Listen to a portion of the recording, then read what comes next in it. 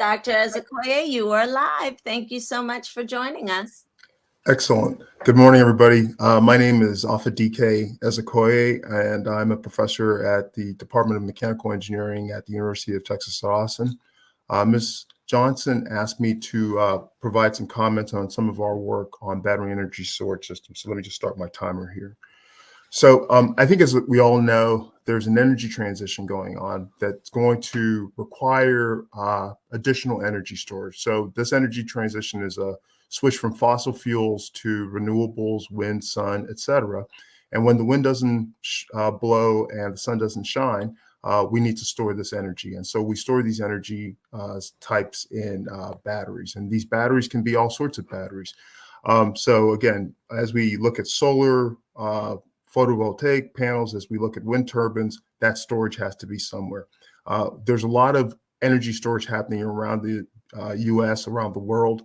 And you, in fact, are dealing with or assessing this really important technology right now, these lithium-ion batteries. This is one way that we can store energy.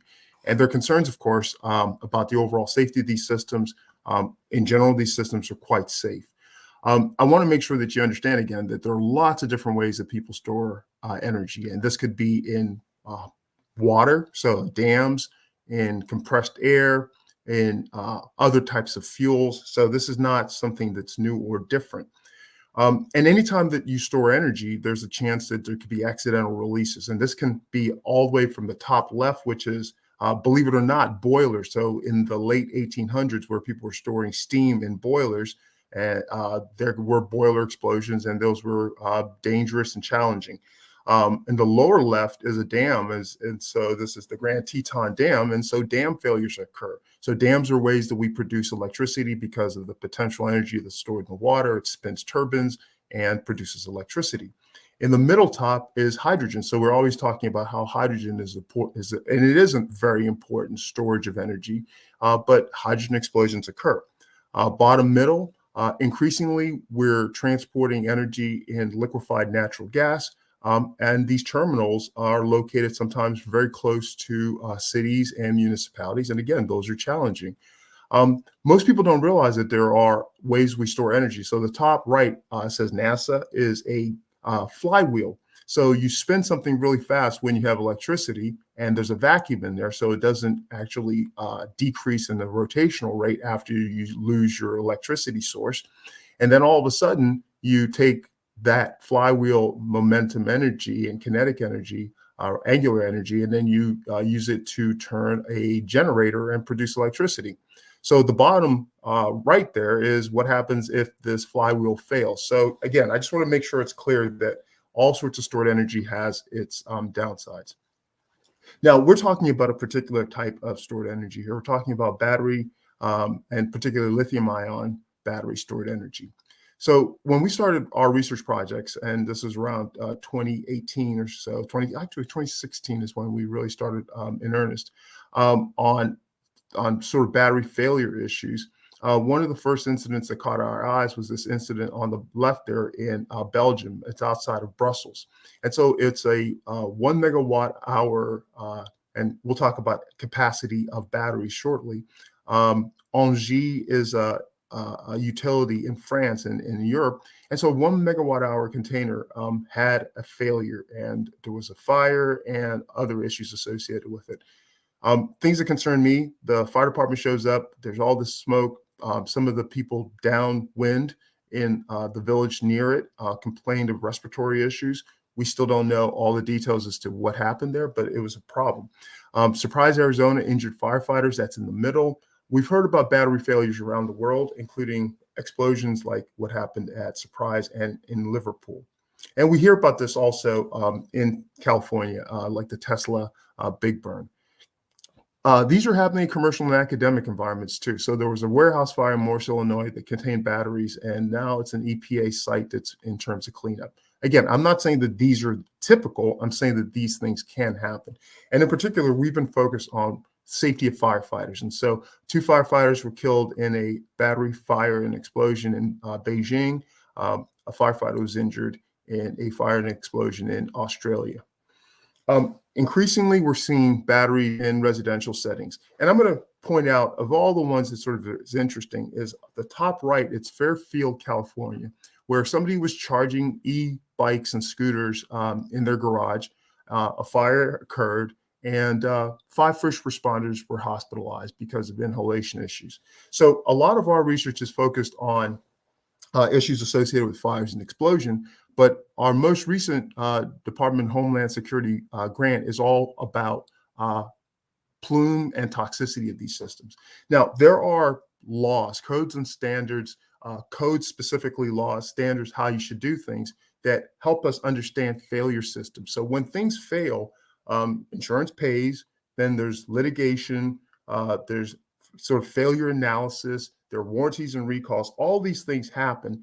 And batteries specifically are tested and are subjected to specific types of standards. NFPA 855 is one of those that says how battery energy storage systems should be installed. UL 9540A is a testing standard that they should go through. And then to mitigate explosion hazards and fire hazards, NFPA 68 and 69 apply. Now, having said this, it doesn't say that failures don't happen. Failures still happen. This is a complicated graph, and I'm not going to talk a lot about it. It just says that when failures happen, it's either because we know what would happen when things fail, and a lot of times we don't, especially in new technologies. So we don't really know what's going to happen when these systems fail. But as they fail, codes and standards improve to tell us how to improve the technology. Having said that, there are going to still be design code inadequacies. And over time, we build more and more knowledge about how things fail, and we continue to improve these codes and standards. The reason I'm saying this specifically in this case is that our codes and standards right now are really focusing on fires and explosions. They're starting to improve in fires and explosion, but they are still relatively inadequate when it talks about plumes and toxicity, because there's a lot we just don't know. So let's say, what is a cell or a battery, et cetera? So we all have batteries, right? And in the middle, these are batteries in our lab that we've tested. So it all starts from like this little cylindrical cell all the way to that big, what we call prismatic brick-looking thing. I'm not going to talk about the science of the batteries, but the point is that any of these single cells can be packaged into modules, into pouches, into packs that might go into, for example, an electric vehicle that you might already have.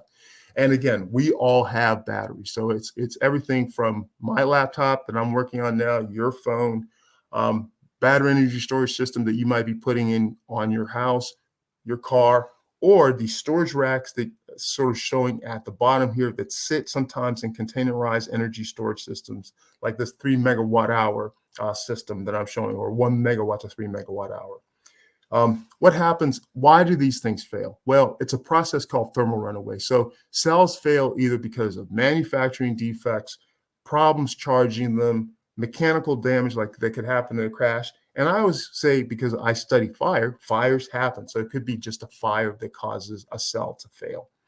So the issues that you're getting this 3 megawatt, my understanding is a 3 megawatt hour, it looks like a purpose-built structure with these batteries in it. I don't know who the battery manufacturer is. I don't know the details or what's going on with them. But I do want to say that one of the things that we've studied and we understand well is the flammability and explosive nature of the gases that are produced. So we've measured, on the left, it shows that you produce hydrogen, carbon monoxide, some hydrocarbons, CO2, when batteries fail. What we don't know really well as a community is what the toxic gases are, like hydrogen fluoride, hydrogen cyanide, hydrogen chloride. We know the carbon monoxide, and sometimes I'd say it may be as bad as a house.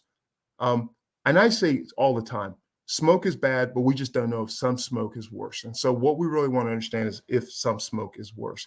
And so studies have shown something, enormous variation in the amount of hydrogen fluoride that might be produced. And honestly, that would be one of the sources of concern. It's what are the things that might come off of these things if they fail. So, Dr. Ezekoye, please excuse me. Your slides are not advancing. oh my gosh. Okay, that would have been that. Okay, I'm just. We can only see the first slide. If you just click down. No, it's advancing on my side. Just it's not advancing. So I I wish I knew that. I would have. So let me talk about. I'm looking at a map of showing the BESS location relative to some of the things in the neighborhood. And the thing that concerns me the most is the First Learning Stages Daycare Center, which is about 300 feet away. And so my recommendations, I think I'm out of my time, is really there should be a review of the hazard mitigation analysis and the fire department response analysis for this system. In particular, I'm showing a windrose plot, which shows the wind direction from Andrews Air Force Base. I think that's the closest I could find. And to try to understand the explosion fire analysis, the plume analysis, firefighter response and training, and post-incident response management. So again, I apologize. I thought my slides were advancing on my side. They were advancing, but I was unaware that it was not advancing on your side. I'm going to stop sharing. Perhaps at the end, we can have you run through that again. Yeah, that'd be great. Maybe Mimi can cut it and then redo it so that when it's rebroadcast, we can have the slides progress. Absolutely. All right, then. We thank you so much. All right, so I am going to do the opening now because I just got a text that the person who was going to do it is ill. So good morning, everyone. Welcome to the League of Women Voters of Prince George's County Issues Forum on the matter of a proposed installation of a lithium battery unit being placed in a section of Prince George's County in what I believe is District 9. First, let me say that the League of Women Voters is a nonpartisan political organization of women and men that encourages informed and active participation in government. We work to increase understanding of major public policy issues and influence public policy through education and advocacy. The League of Women Voters of Prince George's County was founded in 1921 as one of the first local leagues in the United States. My name is Gloria Johnson, and I am co-president of the League of Women Voters of Prince George's County. We have membership information and would like you to join if you'd like. I'd like to introduce you to the persons who will serve as our panel participants today. First, from DPIE, we have Mary Giles. Are we able to show her? Good morning. I'm Mary Giles with Prince George's County Department of Permitting, Inspection, and Enforcement. And Ms. Giles, I'm just introducing everyone right now. She will bring you back when it's time for your 3 minutes. Okay. We have Nabil Wasim, Chief Building Plan Review Division, who will also be with DPIE. Good morning, everyone. How are you? Thank you. We have Bobby Ray from Maryland Park and Planning, the Special Projects Supervisor. Assistant Fire Chief Christian Wargo. From Councilman Burrow's office, we have Brandon Cooper, who I believe may be trying to get onto the forum. With PEPCO, we have William Ellis and Albert Fan. And of course, you've just met Dr. Ezekoye from the University of Texas, and from the Maryland Public Service Commission, DeAndre Wilson. I'm happy to announce that we have gotten a signed, executed agreement from everyone whose name I just mentioned, that they will be bound by the League of Women Voters rules. And basically, I'll give a synopsis. There will be a 3-minute opening starting, and Mimi, if you can take this down with Ms. Giles and Mr. Wasim, who will share. Gloria, we did not introduce the citizens organizations. Okay, yeah, and I apologize for that. I know that South Lawn is on. Could you tell me who else is in the back room? Because I can't see them. I'm sorry, Mimi? I'm just going to add all three citizens organizations. We have Patricia Monroe from South Lawn, president of the South Lawn Citizens Organization, Patrice Payne from Livingston Woods, and Herb Jones from IHAAC. Thank you. You're welcome. And they'll go in that order. In that order, are we starting? And you tell me who you want. I'm starting. I have started. Okay. I have started. Okay. So each one of these organizations received a written requirement that they execute an agreement to go by the following rules. And I will make a very quick synopsis because the time is well spent. Each organization will have 3 minutes for an opening. And that will be segment 1 or phase 1.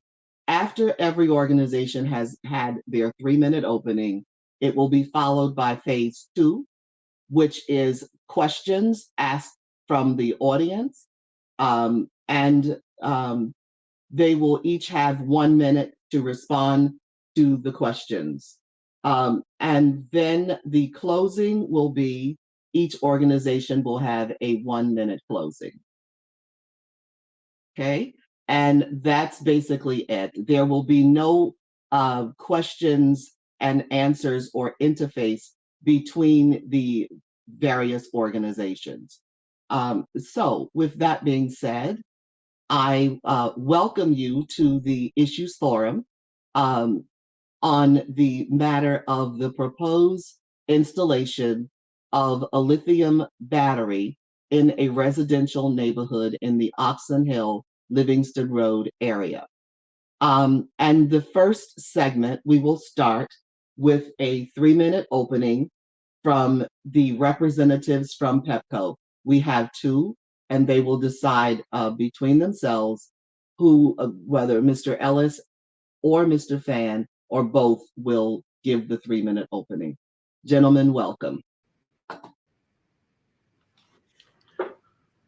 Both. We need to bring Albert Fan into the lobby, please.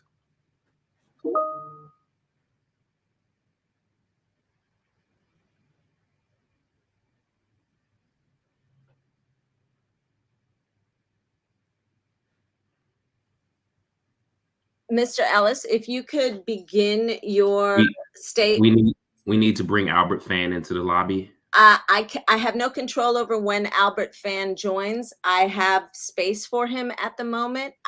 And he has not joined. So if you could begin, maybe he will join after hearing this, because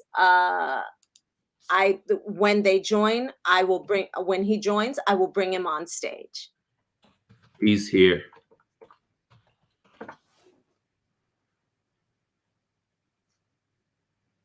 He's not backstage. He needs to come into the stream.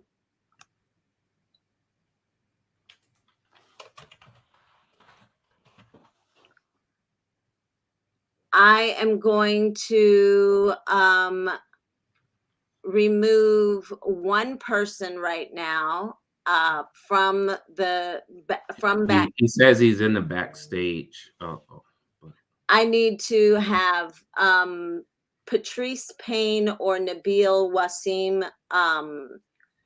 Not Patrice Payne. Sorry, Patrice. Either Nabil Wasim or Mary Giles. Could you come off until it's time for one of your presentations?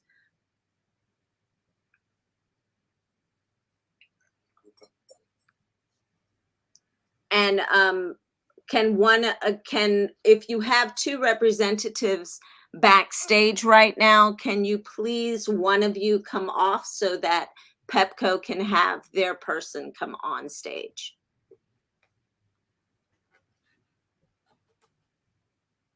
Mr. Ellis, if you could start, if you could start your presentation, and then you can come off and we can have your person come on, because I don't have the room at the moment, and I want to be as fair as possible. So I'm holding the time before I start your timer. So if do you want a minute and a half? Yes, that would be a minute will be perfect. Okay, then I will, you want a minute, so a minute will start you in 3, 2. I still have to present my screen first, ma'am. If we could Sure, just go right ahead. just a bit. Go right ahead. I promise I won't take more than a minute. Okay, I'm going to start the timer for you now since we're having a little bit of technical difficulties. And Mr. Ellis has now joined us, so I'll put him on the screen with you.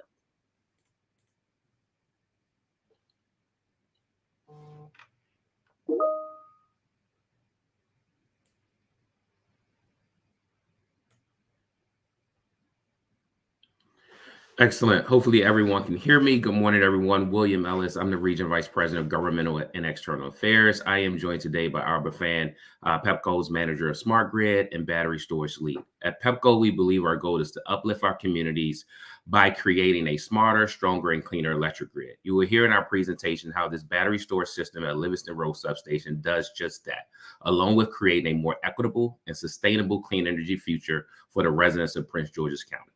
This battery storage project is just an example of how PEPCO has leveraged technology in Prince George's County to meet the goal of a 50% GHG reduction by 2050. We have helped over 13,000 customers across the county install solar in their homes, along with 3,000 just in District 8, with 100 of them also installing a battery storage system at their homes, similar to the one that we're installing in our substation. We're also in the process of installing 140 electric vehicle charging stations in the county, as we know that transportation sector is the largest contributor to emissions. I state these just to illustrate that our commitment to creating a cleaner, more affordable, and more inclusive distribution grid has never been greater, and this battery storage project will help in acceleration of the county's path toward decarbonization. Thank you, and I'll turn it over to Albert.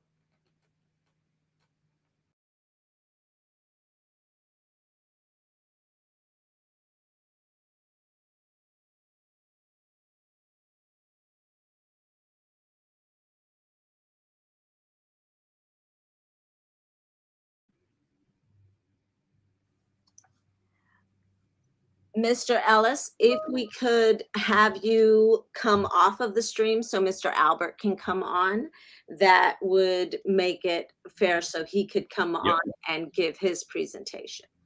I apologize, we have not a lot of room on stage and backstage for people to be able to present.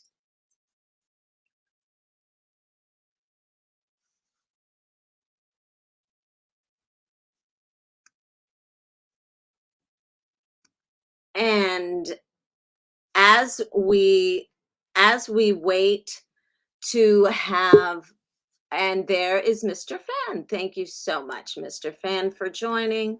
The stage is yours. Hi, everyone. Can you hear me? Yes, we can. We can hear you. Okay, great. I am so sorry, everyone, for technical difficulties this morning. No, I completely understand. I apologize. I'm going to start your timer now. Sure. Let me just share my screen very quickly first.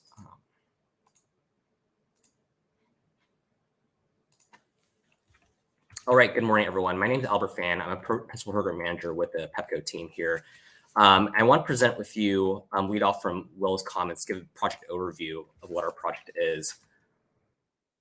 As part of our effort to better serve our customers and build a smarter, stronger, clean energy grid, we are planning a 1 megawatt battery system to enhance service in Oxon Hill, Maryland, with 3 main goals. 1, improving reliability for thousands of customers in Oxon Hill, Maryland.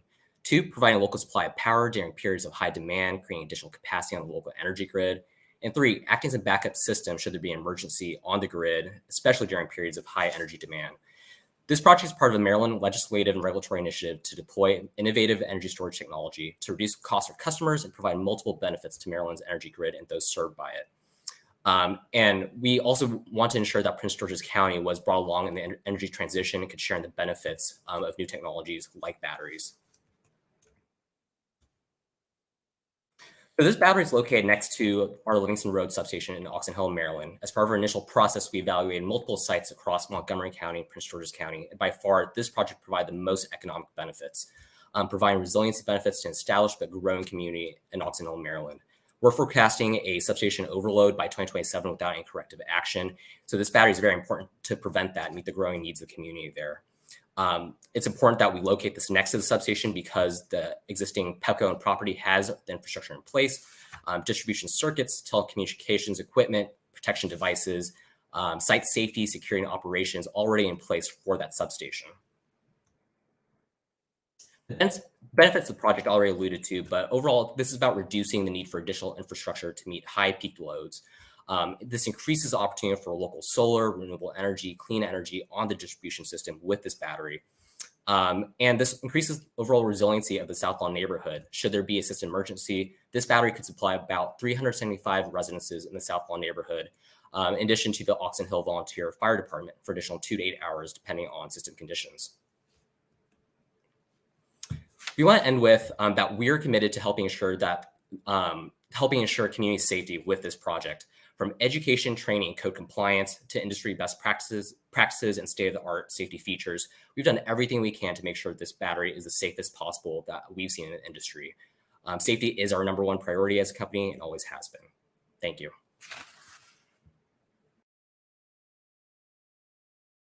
Thank you. Now we will have the next organization is DPIE. Ms. Giles.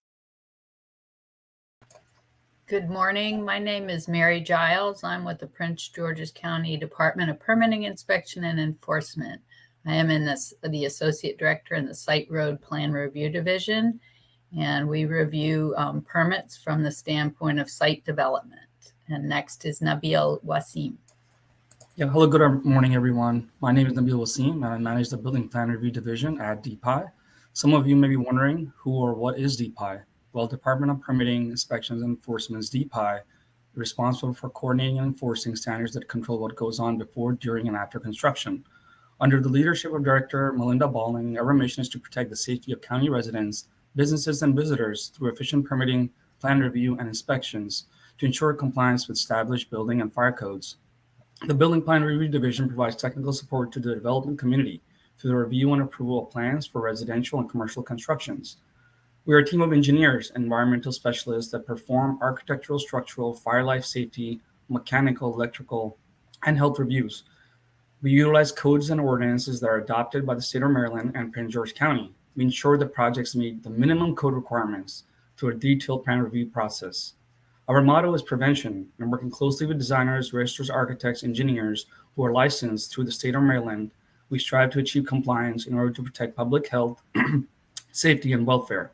Some of the codes that may apply to energy storage systems from the building code sides are 2018 International Building Code, NFPA 101 Life Safety Code, NFPA 1 with special attention to Chapter 52, the energy storage systems, and Prince George County also has subtitles, Subtitle 4, Subtitle 11, International Mechanical Code, and 2017 NEC.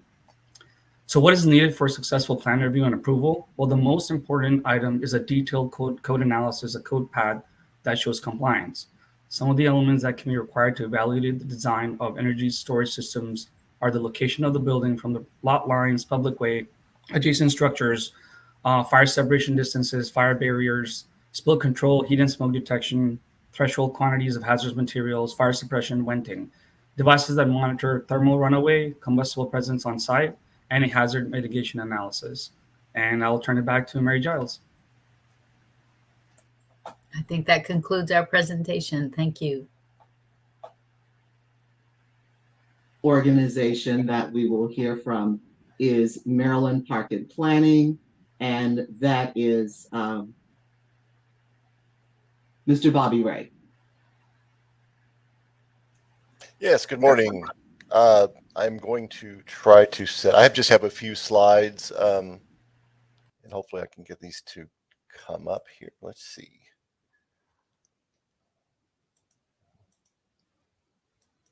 How's that? Is that visible? Yes, it is. Okay, thank you very much. Good morning, everyone. As stated, I am Bobby Ray. I'm with the Countywide Planning Division of the Park and Planning. On May 19th of this year, the Prince George's County Planning Board conducted a mandatory referral review of the proposed battery energy storage system. And I wanted to take just a few minutes and explain the mandatory referral process and the purpose of the review. So I think there was some misunderstanding regarding our review and the role of the planning board in that. Mandatory referral is a process for the review of public agency development projects. It's established by state code. Public agencies, as defined by the legislation, include federal, state, county, municipalities within the county, and public or private utility corporations, such as PEPCO.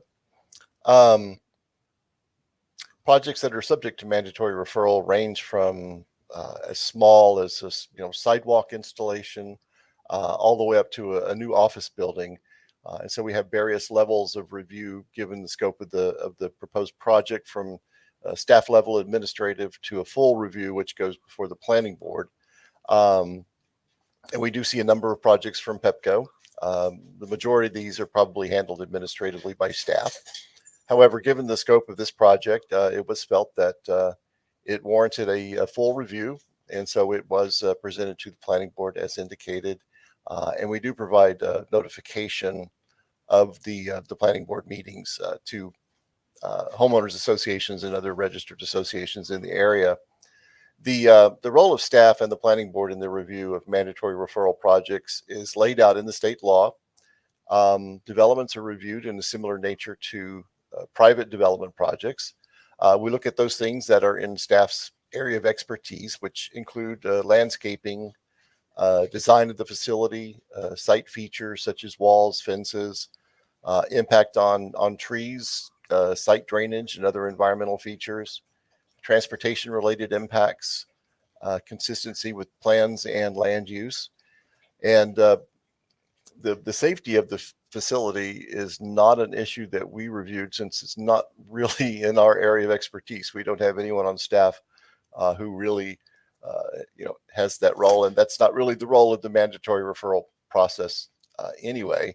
And one important distinction between private and public review is that these projects are not subject to zoning because they are public in nature.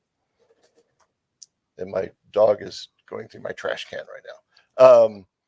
So just some of the major differences between mandatory referral and the review of private development projects. We are subject to a 60-day review period, which starts from the date of application acceptance. If we miss the 60-day deadline, the project will be deemed complete or deemed approved. The recommendations of the planning board and planning staff are not binding on the applicant.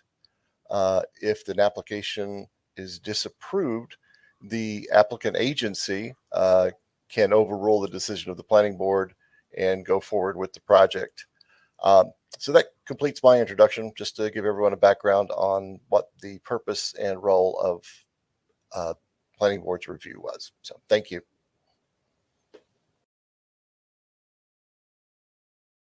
Thank you. Our next person to speak will be Assistant Fire Chief Wargo. Yes, thank you, ma'am. My name is Christian Wargo. I'm the Assistant Fire Chief for the Prince George's County Fire Department. I'm in charge of special operations, and which consists of hazmat, and I'm also the D shift duty chief. So I'm running one of the 4 shifts. So I guess with us, we're obviously, if something goes wrong, we're the people that are going to be called. So we've been reviewing not just this building, but buildings throughout the country and other types of lithium ion batteries to make sure our processes and procedures are in place for mitigation. Currently, we are ready to respond to any incident. It would involve a hazmat incident and and lots of other departments, because we would have to probably evacuate the area, set up different hazmat zones, run off, and this process would be a long long time putting a battery fire out. You know, they don't happen often. When they do, and we have records of them from, like the doctor said, throughout the country and throughout the world, of when things do go wrong, how we would put them together or put it out.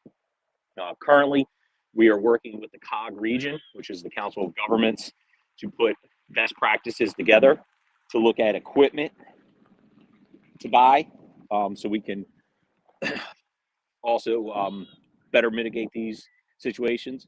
We'd also have a lot of questions with this because the technology is so new, and there hasn't been that many fires or incidents that we can review and put best practices together. So with this, we would like to be intimately involved in the permitting and code enforcement with this, because the codes just aren't up to date to what they need, to what these buildings need. Yes, they're safe, but what happens when something else goes wrong? You know, we don't know all the other things that are going to happen. So we are prepared right now to run an incident to the best of our ability, protect the citizens of Prince George's County, and be ready for a long duration incident. I appreciate the time, and we can look forward to a lot of questions. Thank you so much, Assistant Fire Chief Wargo. The next person to speak on the platform will be Mr. DeAndre Wilson, who's with the Maryland Public Service Commission. Mr. Wilson, welcome. Good morning. Thanks for having me. I want to apologize for I'm feeling a little under the weather, so I want to apologize in advance for any coughing or anything of that sort. Yes, my name is DeAndre Wilson. I'm an electrical engineer or electric distribution engineer for the Maryland Public Service Commission. I've been at the commission for over 10 years now, and I work with the electrical division. The Maryland Public Service Commission is an independent administrative agency within the state of Maryland, within state government. It was established in 1910 by the Maryland General Assembly to regulate public utilities. This includes gas, electric, telephone, water, and sewage, and including transportation companies. We also have the commission is empowered by the Public Utilities Article of the Annotated Code of Maryland.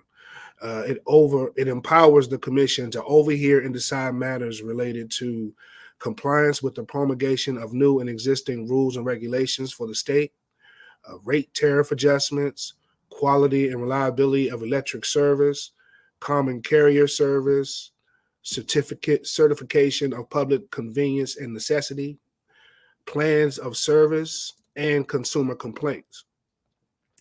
The commission is composed of 5 members, 1 chairman and 4 commissioners, which are appointed by the governor and confirmed by the General Assembly. Each serve 5-year terms. The divisions within the commission consist of the public utility law judge, which also has the ability to pass orders just as the commission does. We have an accounting division, electricity division, energy analysis and planning division, staff council, office of people's counsel, consumer affairs division, telecommunications, gas and water division, and the engineering division. At the commission, there are several types of hearings and proceedings that are held. Those held by the commission include an evidentiary hearing, administrative hearings, rulemakings, public conferences, and commission meetings. The public utility judges, they also have hearings and proceedings, which consist of traffic laws, CPCNs, and as I stated before, they also have a power to propose orders, which all orders can be appealed. With the engineering division, our duty is to oversee the service quality and reliability standards that are located within the annotated code of Maryland, which are referred to as ARM 43. These include the system-wide reliability standards, poor performing, service interruption standards, downwire standards, periodic inspections, and major outages. In regards to the energy storage projects that are of discussion, on May 13th of 2019, the Maryland governor signed into law Senate Bill 573, the Energy Storage Pilot Project Act. The Act amended Section 7-216 of the Public Utilities Article, Annotated Code of Maryland, and required the Maryland Public Service Commission to establish an energy storage pilot program. Pursuant to that authority, the commission established a pilot program in accordance with the Act. Each Maryland investor-owned electric company was ordered to solicit offers to develop energy storage projects and submit applications for those projects to the commission for approval as prescribed in the Act. Prior to the enactment of Senate Bill 573, the commission initiated Public Conference 44, in which the commission convened the PC 44 Energy Storage Working Group.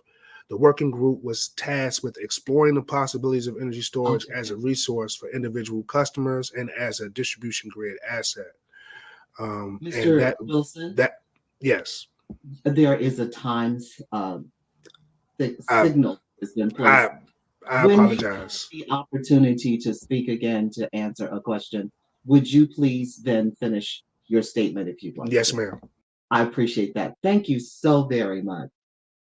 The next person to be on screen is a person from the County Council member's office, Mr. Brandon Cooper.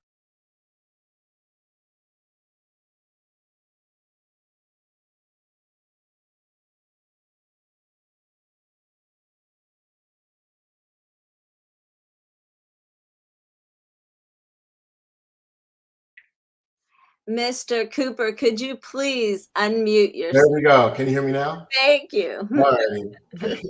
That still happens after your opinion. But anyways, It's okay. It's a technical difficulty. There we go. My name is Brandon Cooper. I have the honor of serving as Chief of Staff Legislative Aide to Councilmember Edward Burrows on the Prince George's County Council. And speaking with Gloria earlier this week, she wanted me to touch base kind of on how we got to this point and the relationship between the state and local agencies when it comes to this project. And so as the previous person was speaking, this all began with the Maryland Senate Bill 573, which was the Energy Storage Pilot Project Act. It was passed in 2019, and that act is what required electrical companies across the state to start developing these battery storage sites. And so the actual agency that was charged with reviewing and approving these projects was the Public Service Commission, and they did approve this current project we're talking about, along with other projects, in November 2020. And so Councilmember Burrows came into office earlier this year in February 2022, so about 2 years after this project had already been underway. But we've been heavily involved in leveraging and working with community members on this project. It's clear from the community members that he represents that the current location is not acceptable. And so Councilmember Burrows has been vocal and outspoken that he does oppose the current project at the current site, but also understanding that this is not something that the county council has any control over directly. Some of the agencies, as I was talking to Gloria, she wanted an explanation of the agencies involved, and you heard from many of them. The ultimate approver was the Public Service Commission. They control utilities across the state. It specifically states that the local zoning rules and laws do not apply to public utilities in most instances.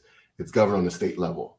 The Maryland National Capital Park and Planning also has a role in approving, as they did earlier this year in May.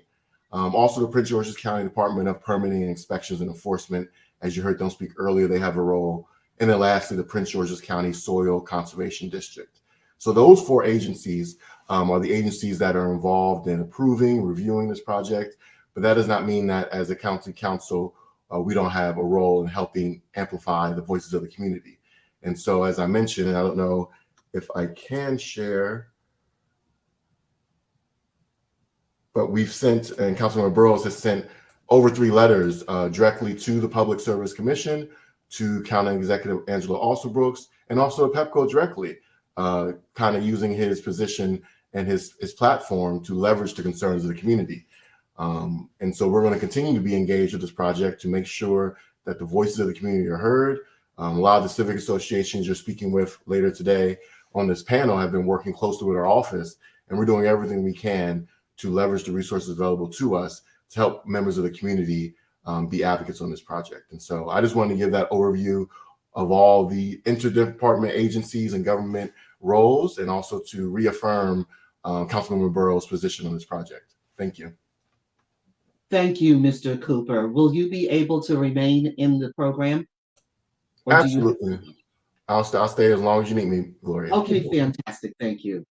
The next person to appear represents the South Lawn is a community association. I believe that's Miss Monroe. Yes, Ms. Monroe, could you please unmic? Thank Yes. Good morning. My name is Patricia Monroe, and I am the president of the South Lawn Citizens Association. And I need to make it perfectly clear, we are not against alternative forms of storage. However, we are against a 2,500 square foot facility of lithium batteries being placed in a residential neighborhood with 3 schools, a daycare, several churches, businesses, and over 1,200 homes, all of which are less than a mile away from the site. The lithium battery storage is a patch for a much needed substation to support the ongoing development at National Harbor, where this storage unit was originally slated to be built in one of the parking garages.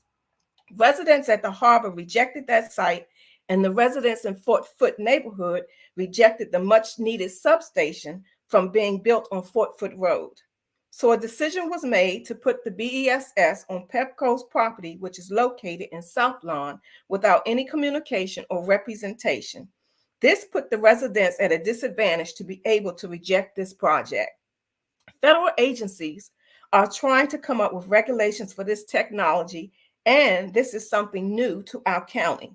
So we are totally reliant on PEPCO's contractor to ensure our safety, a contractor that was not in good standing to work in the state of Maryland until July 22, yet these documents were approved.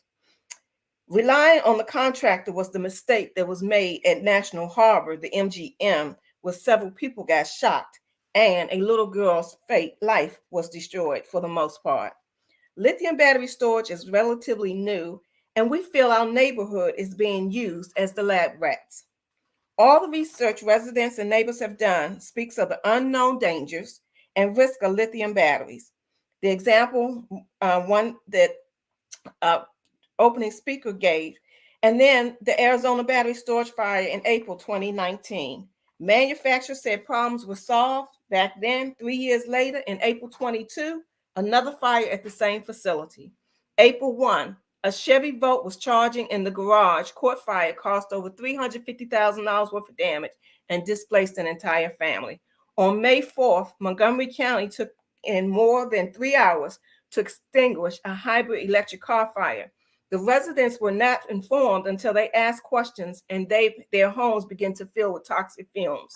The residents have some major and legitimate concerns about their safety, the unknown health risk, evacuation plans, emergency notifications, and ask, how do you extinguish a lithium battery fire of that magnitude? I was recently informed by Fire Chief Walgo on a South County Roundtable call that they are working on a plan that does not include the volunteer fire department, which is less than a quarter of a mile from the site.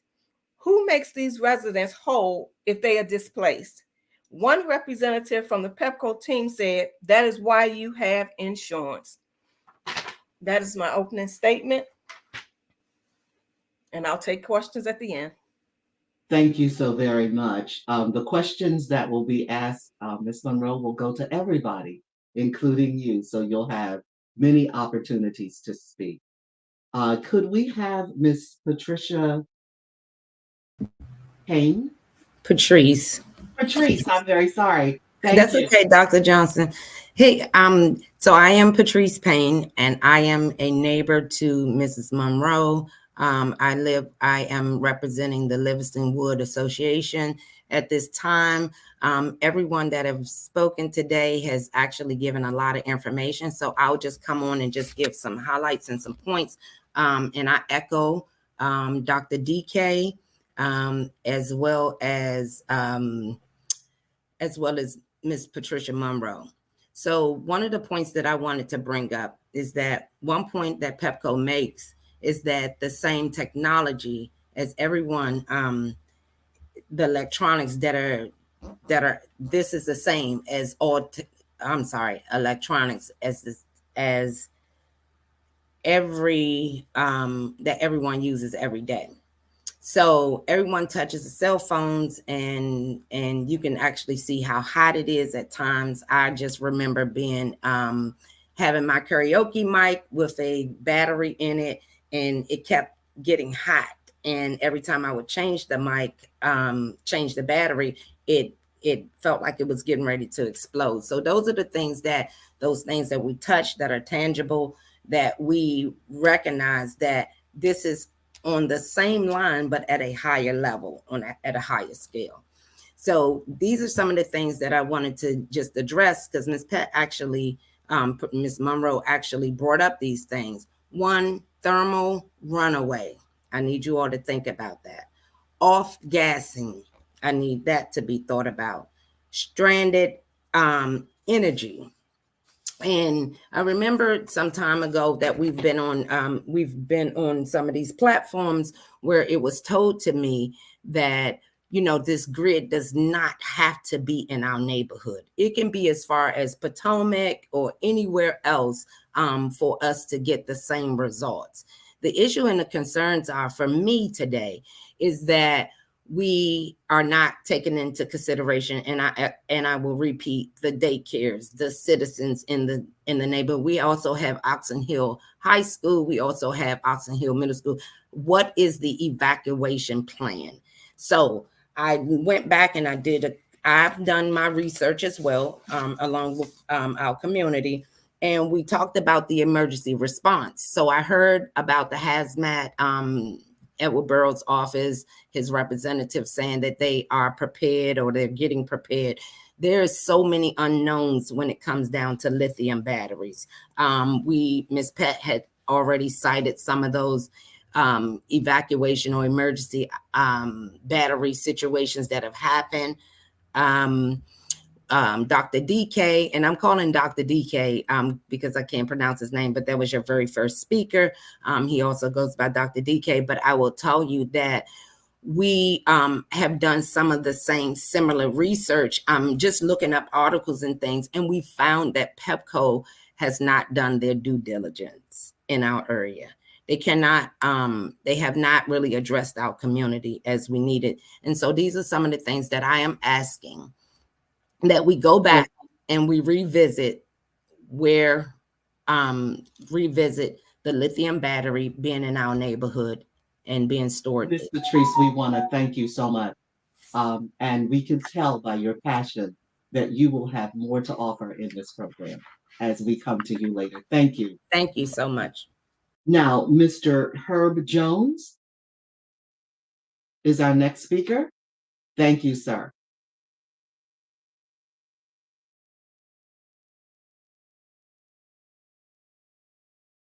Herb, I can't hear you at all.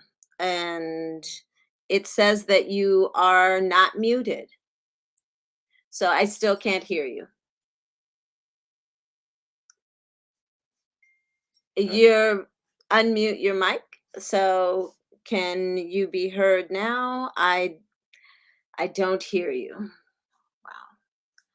Wow. Nope, we don't hear you.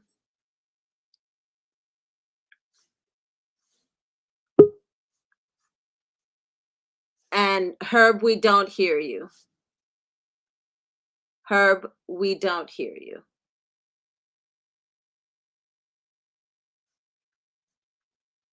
Herb, we don't hear you.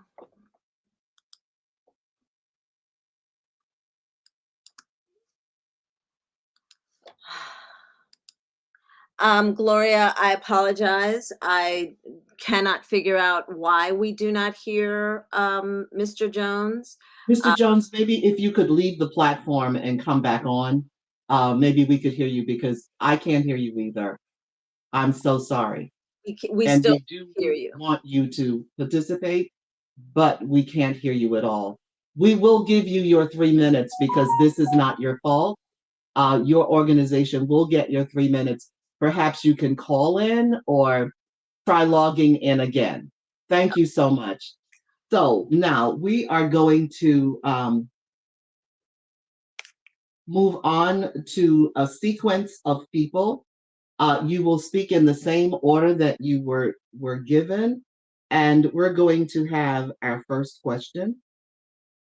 Give me just a second. I'm looking down because the questions are in another source, but I'm not asleep. Someone just texted me and says, it looks like you're sleeping when you're looking down. I'm actually looking into another object so that I can find the questions. All right, so our first question will be answered by the representatives from PEPCO. So Mimi, can you put on the screen simultaneously Mr. Ellis and Mr. Fan? And I will ask the question. The question that will be answered by every one of our participants is, Gloria, I do not have Mr. Ellis or Mr. Fan backstage. If I could get some of the community members to come off stage until they're come off of the live stream until the questions posed to them are presented. That is the most equitable way. And I believe Mr. Jones has returned to the stream. I want to try and see if he can do his 3-minute opening right now. Mr. Jones, can we hear you? Yes, I can hear you now. I don't know what happened. Mr. Jones, will you do your 3 minutes so that I can moderate and Miss Mimi doesn't have to moderate this program?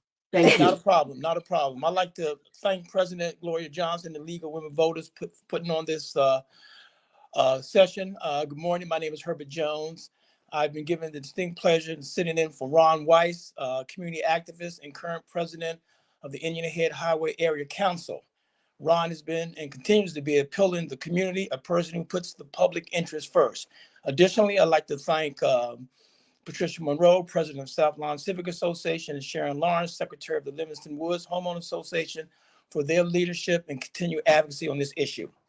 Trouble, history, new technology. In September of 2022 of this year, Telus' Megapack caught fire at a Pacific Gas and Electric facility in Monterey, California. The fire closed roads and residents were ordered to shelter in place. In general, lithium-ion battery fires can emit toxins like hydrochloric and hydrofluoric acid. Mishaps in Arizona, as folks are aware, that injured several firefighters. The battery storage unit with lithium batteries was caused by a faulty use in the control system. Risk/cost and benefits. Cost savings on the bill to the South Lawn residents is about 2 cents per month, according to PEPCO, I believe. Given the location, the residents in that area could face a substantial risk if there's a fire or other mishaps as a result. The primary cost electric demand causes due to tremendous growth in the area is National Harbor. That's one of the primary reasons for the need for this battery storage unit, as well as demand in other areas. The battery storage unit is priced at about $6.3 million in cost. It's a 10-year pilot program. And at this point, we would ask PEPCO to consider a cost sharing and some of the risk, as well as some of the costs associated with this project in terms of fairness. At one point, PEPCO's primary contractor on this project, AF Menza, the responsible party, was not in good standing in Maryland until it recently registered in Florida.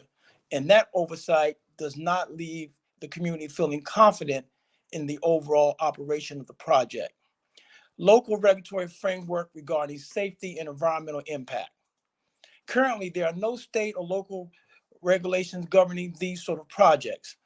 Our county's enforcement agency, DPIE, along with the Maryland National Capital Park and Planning Commission, lack both the authority and the expertise to evaluate and determine safety risks to the general public.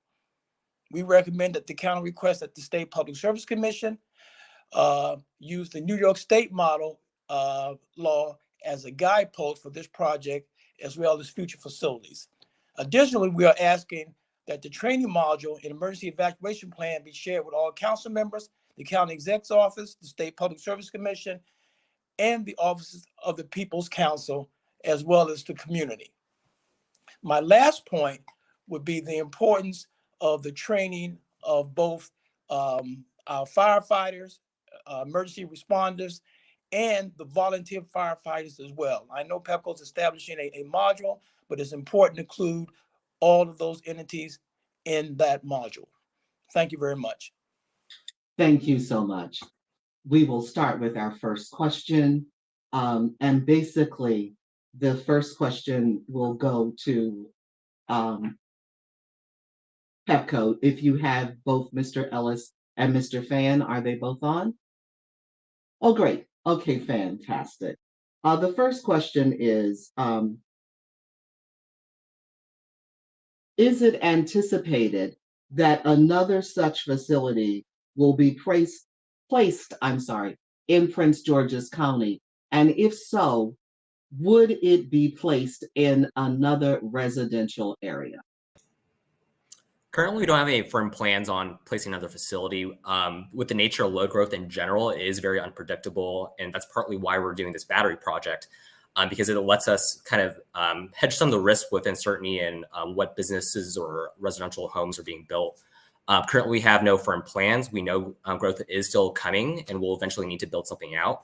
But currently, again, this battery is deferring that overall need in growth. Will, if you want to add. Yeah, and I will say we don't have any plans for any future batteries, as we only allowed to build the 2 that we have been. But as I stated earlier, our customers have put over 100 of these batteries directly in Prince George's County, as well as in the Prince George's County Climate Action Plan. It is a recommendation that the county pursue other battery storage technology, because we know the only way to get to a clean and decarbonized energy grid for our customers and its communities is to leverage battery storage, as renewables only work during the day. Okay, I am going to take executive privilege right now and apologize to you and to your organization that we had some technical difficulties at the beginning of the show, and you did not get to come on together simultaneously on the same screen. And therefore, I am going to give you another minute and a half to say anything that you would have liked to have said in your 3-minute opening. Go right ahead. I know this is a surprise, but take it as a gift. No, I just first want to just say thank you to the community members, the partners, and everyone who has taken time today to join in this important discussion related to battery storage system. As I stated earlier, we're committed to working with the county and the community to ensure that this battery is safe. We know that there has been events across the country, but we have put in place the greatest level of technology related to safety measures that will make this one of the safest batteries in the country, let alone in the world. So we are happy to be partnering with Prince George's County Fire Department and others with subject matter experts that have done this over numerous times throughout the country. And so we'll stop there, but happy to continue to answer any questions. So thank you.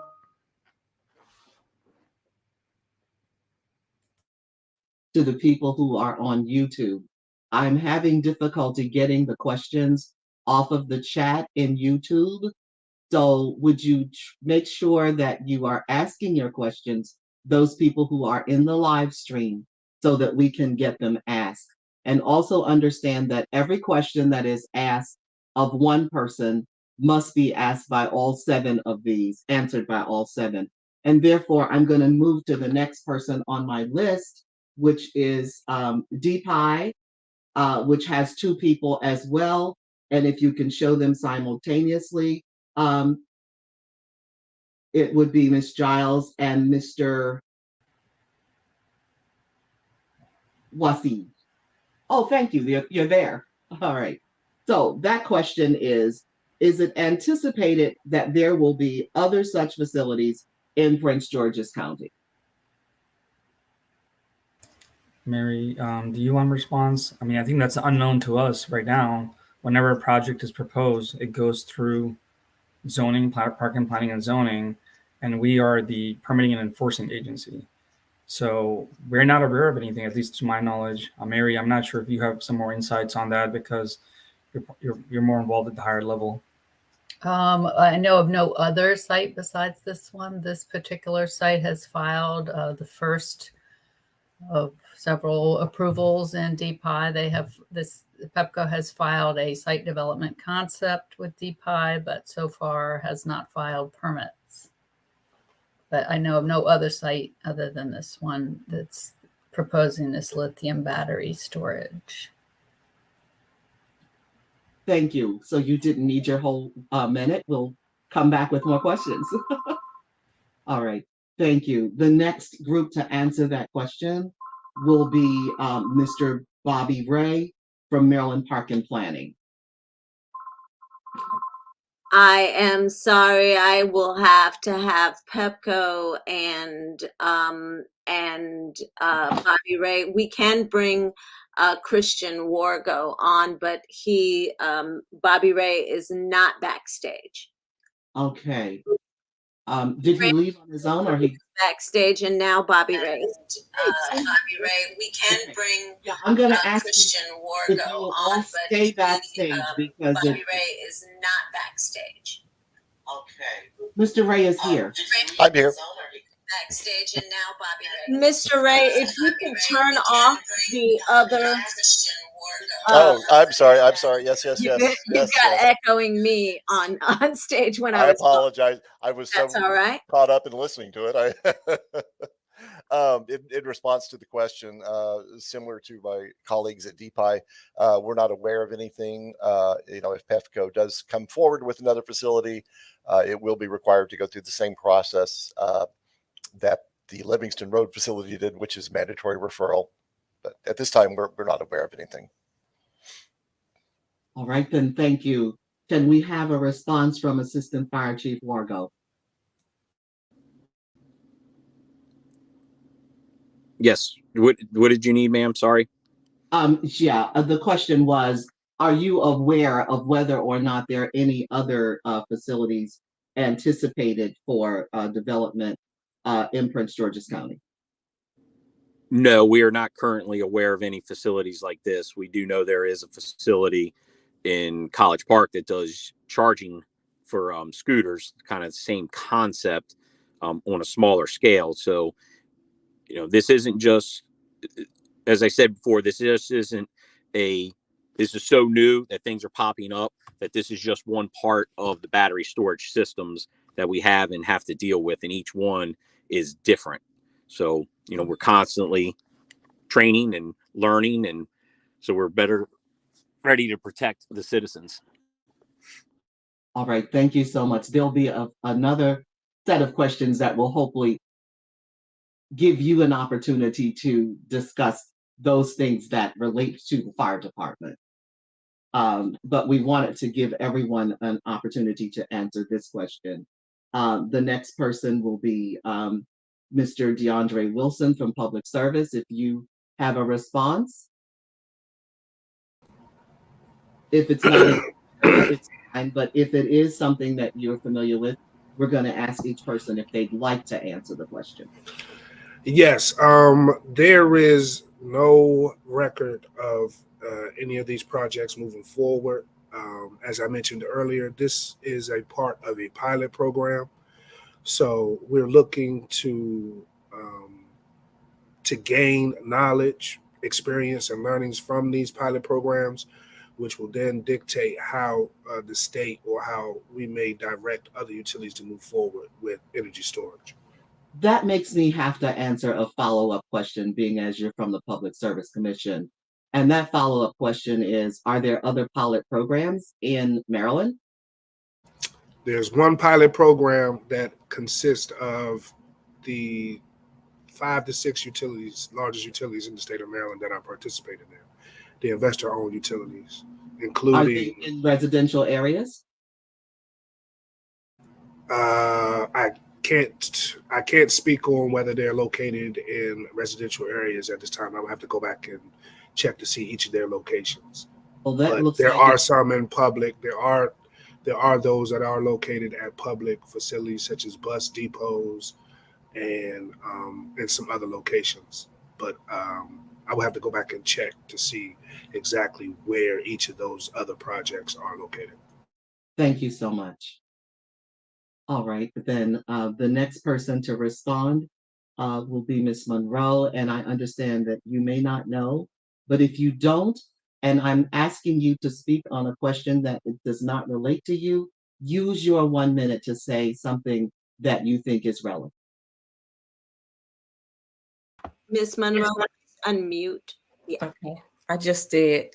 I guess my concern, I'm reading the emails that are in the chat, and I'm looking at the question that Chief Wago asked of PEPCO, and I thought they were already in communication about this thing. And the questions that he asked are leading me to believe that they have not been doing a lot of communication on this project. So I to read that if you can. I have visual issues. I have visual issues, so you can tell them what the question was. Okay, You the can tell question the was, audience. will there be gas monitoring systems within the building, specifically ones that monitor hydrogen? Will the building be equipped with explosion vents in the case of an explosion? Will they have an alarm system that is tied directly to an alert to us? Or will this all be a local alarm system and it's up to PEPCO to call for us? That right there is disconcerting to me, considering on a call, I understood that they had already communicated when this says they haven't communicated. Another red flag about this project. Well, thank you for spending your time reading for the moderator who has a visual issue. Thank you. I've got a disability. Okay, so next we will hear from Ms. Patrice. Patrice Monroe. I'm sorry, Patrice Payne. I'm sorry. And Patrice Payne. I'll put them both on at the same time so that, do you want the other community organization? Yeah, Mr. Jones can come on as well. Okay. And there we go. Okay, so Ms. Payne, you can respond to the question. Oh, again, response, you can use this 1 minute to make a statement great. Of your own. Great, awesome. One of the things is that I would like to know, in conjunction with the question that was asked, is there any funding that PEPCO or the Public Planning Service Commission, do they plan on giving any grants or anything to the emergency response team to ensure that there is training and education regarding how to evacuate, how to have citizens evacuate during this time if something was to occur? Okay. Mr. Jones, would you like to respond to the question or make a statement of your own? Sure. Just for clarification, is this my closing statement? No, sir, it is not. This is okay, two, not a problem. 1 minute questions. Yeah, not a problem. I think it's important for the Public Service Commission to place into their rules the importance, and they may already have them in their rules, of training of both the volunteer fire department and the regular fire department, and also put into their rules and regulations consideration when these applications come in from battery stores for the siting location and proximity to residential and small commercial areas. That is the gist of these issues as we talk about is the siting location. We all support the need for looking at new technologies, et cetera, but the site location and the training in the local fire department, as you've heard from the doctor, putting out these lithium-ion batteries fires is not the normal process. And many fire departments are not equipped, not training, are not being currently trained. I know our fire departments are in discussion with PEPCO, but the actual training module is important. And before any application goes forward, because there will be, this is a pilot program. So that means in a 10-year period, over a couple of years, they'll determine this works, and there could be more applications. So it's important on this front end that our local public service commission, and our local county authorities make sure that training along with the utility is in place for both fire departments, volunteer and regular. Thank you. Thank you. Dr. Ezekoye, I skipped you for this question because I know you're not in this area, but I'm going to ask question number 2 now, which will be answered by all of the organization. Question number 2 is, what, if any, toxins are released as a result of a fire in a lithium battery? That's part 1. And what risk do these toxins present? The first to answer will be the duo team from PEPCO, Mr. Ellis and Mr. Fan. I apologize. I do not have Mr. Ellis or Mr. Fan on. If we could. Okay, we can then move to the next person, which is Giles and what? Miss Giles is here and Mr. Wasim are here. Thank you very much. Okay.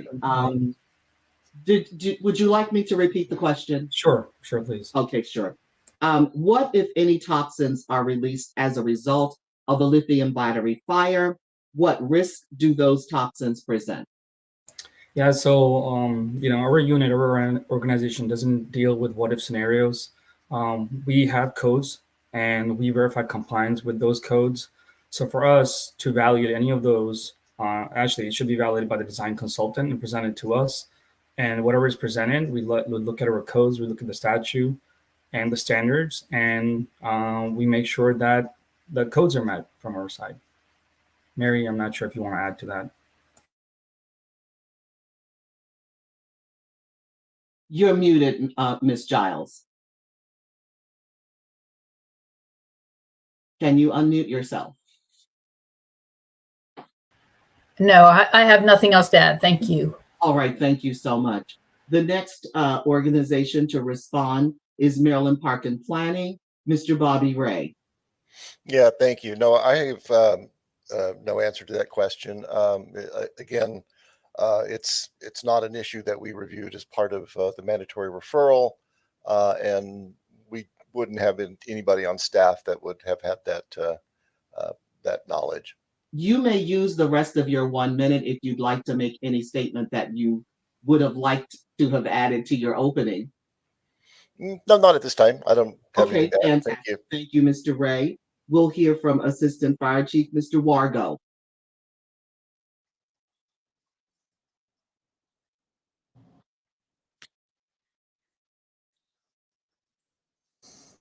There you are. Thank you. Would you like me to repeat the question? Yes, ma'am. So it's what, if any, toxins are released as a result of the lithium battery fire? What risk do those toxins present? Is put off is all dependent on the type of battery. So one of the big things is hydrogen. I know batteries all depends on what type of battery. We're talking about can you hear lithium me? battery. Can you hear me now? Yeah, you're breaking up a little bit. And I want to make sure that the questions today focus on the proposed lithium battery being installed in the Livingston Oxon Hill area.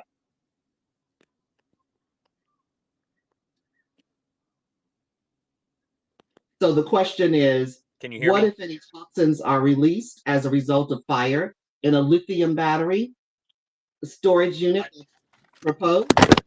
And what toxins? Ma'am. I'm sorry, are you able to hear me?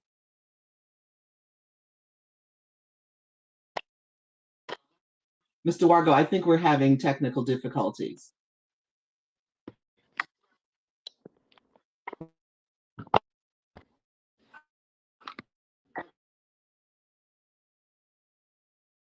Okay, while we're waiting for him to be able to communicate, why don't we bring in Professor Ezekoye, who is next in the lineup, to answer the question with respect to the proposed installation. Is he in the steam yard room?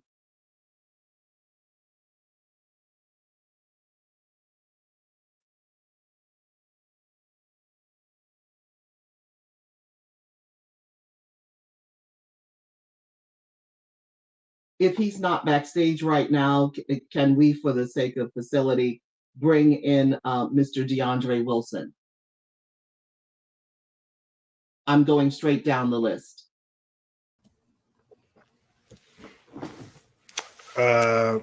Yes, I do not have an answer to the question, but may I respond to Mr. Jones' question? Absolutely, sir. Yes. I just want to point out that the Public Service Commission does not have jurisdiction over the siting of the projects. And the Public Service Commission does not have jurisdiction over the safety requirements or implying or enforcing safety requirements in regards to the projects. The county counties have the jurisdiction over sightings in their county and can impose safety requirements on any projects that are working or being installed in their counties. So we do not have jurisdiction over those things. But from my understanding of this project, this was a project or a installment that is being performed or sited on PEPCO's property. So I am not aware of what the county's power is in regards to that. But as far as the commission, we do not have jurisdiction over siting. Thank you. Is Dr. Ezekoye there? Oh, great. Thank you. Were you able to hear the question? I was. Thanks. Okay, And thank so, yeah, there are quite a few. I'm sorry. There are quite a few pollutants that are generated. So again, there are toxic components and there are also flammable components. And so, in terms of toxic, this is the problem. And first of all, I'm just going to say about everything that's gone on. This is an incredibly knowledgeable community group. I applaud you for asking the right questions about emergency response, about shelter in place, evacuation orders, business interruption. Yes, there are codes and standards, but I think as I try to indicate, but unfortunately my slides were not showing up, we're in the infancy of what these codes and standards actually show, and they will be revamped and they are continuously updated. But the things that are toxic, we're just measuring right now. We just have our research grants to really understand and characterize. There's very little in the US that's been measured in terms of this. There are some things in Sweden, in a little bit in China, but again, the variability is all over the map in terms of HF, HCl, things that you folks have noted, HCN. So we, all sorts of different organic materials. We don't know what the aerosol components that are coming off of it is, not only just the gaseous, but the aerosol components. So there's a lot of research that needs to be done. So it's critical that a hazard mitigation analysis be done. Can everybody, can you see my slides a little bit right now? Yes. Oh, finally. Okay. So let me so this is, these are the things I was showing you earlier. Smoke comes off of these systems. I mean, when they burn, and you guys have talked about exactly some of the codes and standards, they're deficient right now. And I'm just going to go to the pollutants that we were talking about. There we go. So yeah, there's a lot that just is not known here. And so this is the issue. And we don't, we do know what is inherently dangerous to life and health. We don't know what's coming off of it. We don't know what the concentrations are. And what I recommend is some of the issues that you folks have set: firefighter response and training, post-incident response management, plume analysis. These are the minimum that need to be done. This is not about codes and standards. It's about people's lives. It's about livelihoods. And it's these issues that I think I'm most concerned about. And I'll stop there. Thank you. Because you are an expert, I'm going to ask you another question that's related that I don't think anyone else on the forum might be able to answer. In addition to toxins, are there electromagnetic fields or any other impacting entities or mechanisms that would impact the health safety of the residents? I understand this is within half a block of residents' home and a daycare center. Are there any magnetic fields or other things that might impact residents in addition to toxins? Not to my knowledge. I think that, I'm not an expert in electromagnetic systems and issues associated with that. So I don't know. I imagine that these systems are, again, generally safe. The issue is that failures occur, and I applaud Chief Wargo for as the fire service, you have to assume that engineered systems fail. We see that every day, and they see it in particular. So I think that the issue is that he understands that there's a lot that needs to be done in terms of these engineered systems, and that there's a lot of additional training and a lot of additional engineering that has to be done for these systems. Somebody asked online, and I tried to, are there explosion protection systems? Probably, but we don't know which ones. Is it NFPA 68? Is it NFPA 69? What are the issues in terms of eventualities of a release? And somebody mentioned the Moss Landing, the Tesla battery in Monterey. They evacuated, miles, and that's a lot of business interruption and other issues. So again, there needs to be this hazard mitigation analysis, I think, or at least there must have been a hazard mitigation analysis, but this should be reviewed and shared with the community, I would say. Thank you. Thank you. Okay, we have Chief Wargo back. Okay, can you hear me now? Absolutely. Thank you so much for returning, sir. So I'm sorry about that. No problem. So you talk about the No, we wash your face, but I can hear. Worried about CO, hydrogen cyanide, and CO2 are our main ones that we're worried about.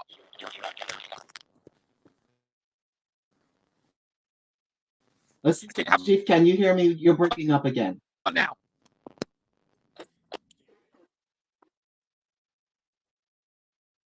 Yes, I can hear you. Can you hear me? Yes, now you're good. We're worried about CO, hydrogen cyanide, and CO2 are our main ones that we know of. And it also depends on the type of batteries that are being installed. So like the doctor just said, this is so new that the codes and everything aren't up to date because we just don't know. We don't know what these things are going to do. They're, safe on the outside. Like we'll use a nuclear power plant. They're safe, but it's the what if. And the what if is we don't know yet because we don't know how they're going to react, how things are going to, happen because it's so new. And I've heard about the training and all that. We train for incidents. I can't say specifically for this type of incident, but if we were to evacuate, we know how to evacuate. We already train with the police department, the sheriff's office of emergency management, and other departments, and have those things in place and what we need to do. We have emergency response guides that we would follow. And, we can't lay out a specific plan to say this is exactly what we're going to do because we don't know the wind direction that day. We don't know exactly how far the gases are going to travel. We know per the ERG, we're going to evacuate a certain area per the wind direction.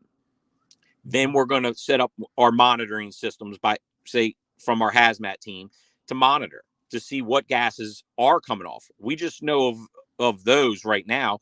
We don't know all the rest of them. So this is going to be a long drawn out process.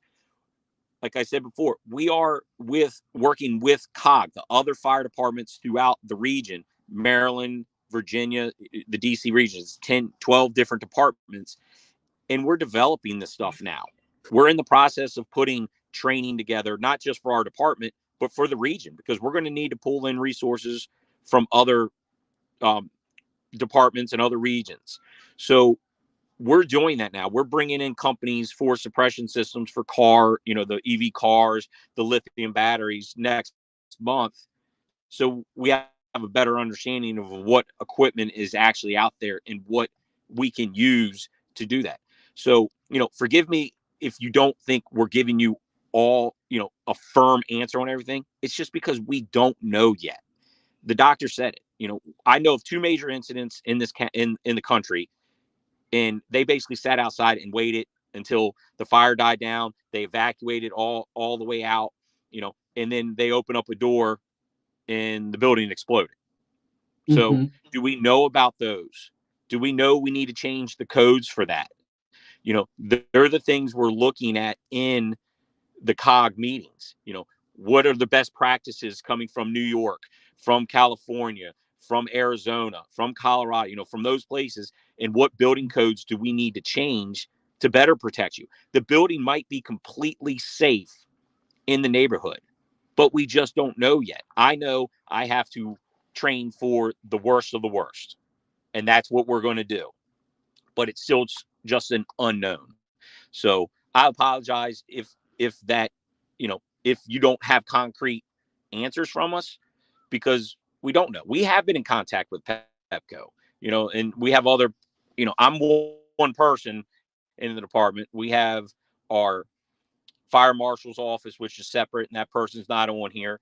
They're the ones who actually work with DPIE and the other ones to work on that. So I apologize. They might have better answers for that. With the volunteer fire department, we're one fire department. It's not Oxon Hill Volunteer Fire Department and the Prince George's County Fire Department. It's one fire department. We all train together. We all have to have the same certifications, and we all fall under the Prince George's County Fire Chief. So just know when we speak on that, it's the Prince George's County Fire Department, not individual volunteer departments. And then the fire department, it's one fire department. So we're training. Everybody has to get the same training that we do, So one of our biggest concerns right now is the EV cars, how they're charging in people's houses, the scooters. We've had, I heard somebody mention about their laptops. I have plenty of them that have caused fires from those batteries. So this is a wide spectrum of stuff that we're trying to figure out all the way. Technology is moving faster than the fire department can, because we don't know the unknowns and we can't train for the unknowns. Well, Assistant Chief, I hope that better explains a few things. Vargo, I'm going to take ma'am. executive privilege at this point, and the Yes. technician can throw me off of the platform if she wishes, but I'm going to do a follow-up question, and it is this. If there, and I've heard a couple of people say that there is a concern about whether the code has caught up with the current situation, and there are a number of unknowns involved. If there are a number of unknowns and the code is not caught up, is it likely that it is time to place this kind of a lithium battery facility in a residential neighborhood a half a block from a daycare center?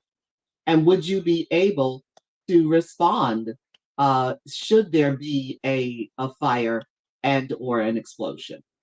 We will always be able to respond. We will always be able to respond. Know that. We will always be there. The citizens will be put first. We have plans in place. Like I said, I can't give you definitive, but we know when we show up and we start monitoring and we see this, we know we need to evacuate out a certain area. The codes, I don't, like I said, I don't think the codes have caught up to these buildings yet. Just like, and we're looking at fire safety from us. Like when the lightweight construction started happening, they're great sound buildings when they're built, but they're not great sound buildings when they catch fire. And that's, That's the newer type of construction. So unfortunately, we find out about these when we have incidents, and then we're able to build the codes and build things to be better safety, not just for the citizens, but for the fire department. So I can't answer because I have my own personal beliefs, but as a fire department, we're ready to respond. And I'm not talking. My personal belief is we would definitely keep everyone safe in the fire department. But if you'd like to, we'll listen. the codes are not where they should be, in my opinion. We need to start getting stricter. We need to start getting better information on what these houses would do. Solar panels, they're out there, and we've, for years we didn't understand all the different things with them. Now they're getting more sophisticated, and now they're putting the battery storage in the houses with the Tesla systems and different things. So it's going faster than what we know, and the codes at some point probably will need to change. And we're looking at it within our COG committee, and we will put forth different code changes that we feel are necessary. Well, I thank you for your response. Now I'm going to speak to the technician. Is PEPCO back? Do you still have, is Mr. Ellis and Fan around? Are they in the back room? Okay, great. I don't think you had an opportunity to answer this question. Sure, yeah. Thank you for this opportunity. There's been some technical difficulty, as everyone knows. But I want to quickly address the code concern. I want to say definitively, we're not by any means restricted by what is in code right now. We've gone above and beyond with this project to make sure that this is as safe as possible, despite what code says. We're building in code requirements into this, but again, going above and beyond to make this one of the safest battery projects that we've ever seen in the industry across the US, but also across the world. I want to quickly address prior comments in the chat about what kind of suppression systems we have in place. Yes, we do have a gas detection system that does address hydrogen. There are automatic alarms that will alert PEPCO, first responders, should there be an event. And pivoting back to the question on what kind of emissions should there be from these fires, should there be a fire. We know hydrogen fluoride and carbon monoxide are two of the primary gases. But we've done a lot of EPA modeling using software tools from the EPA that shows even if there is a fire, the concentration levels will be low enough to not cause any issues during typical weather events. So again, we understand we're trying to build all the safety features we can, going above and beyond code. Should there be a fire, we believe, based off our modeling, that the concentrations will be low enough to not cause any kind of threat to human safety. Right. Is Mr. Fan? I'm sorry, is Mr. Ellis also going to answer, or has he left? I think we're just going to keep it to one just because. Oh, no problem. That's fine. Fantastic. All right, then.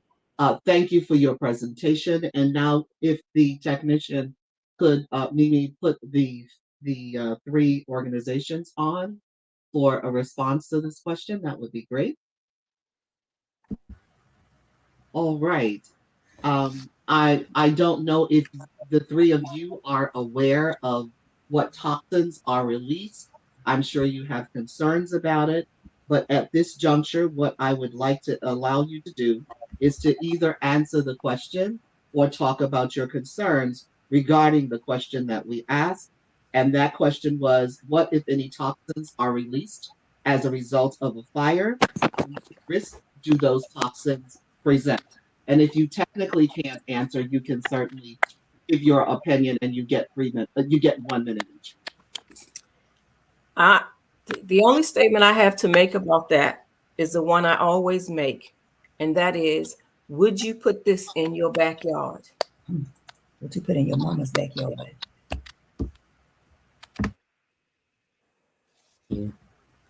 Well, I have what I will say is that it's alarming, and I'm not going to stop saying it. I'm going to keep, but I do want to mention that the chief has been very honest, and I definitely appreciate that, because we don't know. They don't know. And yes, he talked about the ERG book. We're familiar with ERG. We've done extensive research. We've reached out to EPA. But what I do want to ask really quickly is, can PEPCO share the results of their modeling And will that model be published? Because we haven't seen it. That's a good question, and I'm sure that they will respond. Okay. Mr. Jones? Yes, so just very quickly, just a couple of points, and thank you for the opportunity again. I can concur with the doctor in terms of hazard mitigation analysis needs to be done.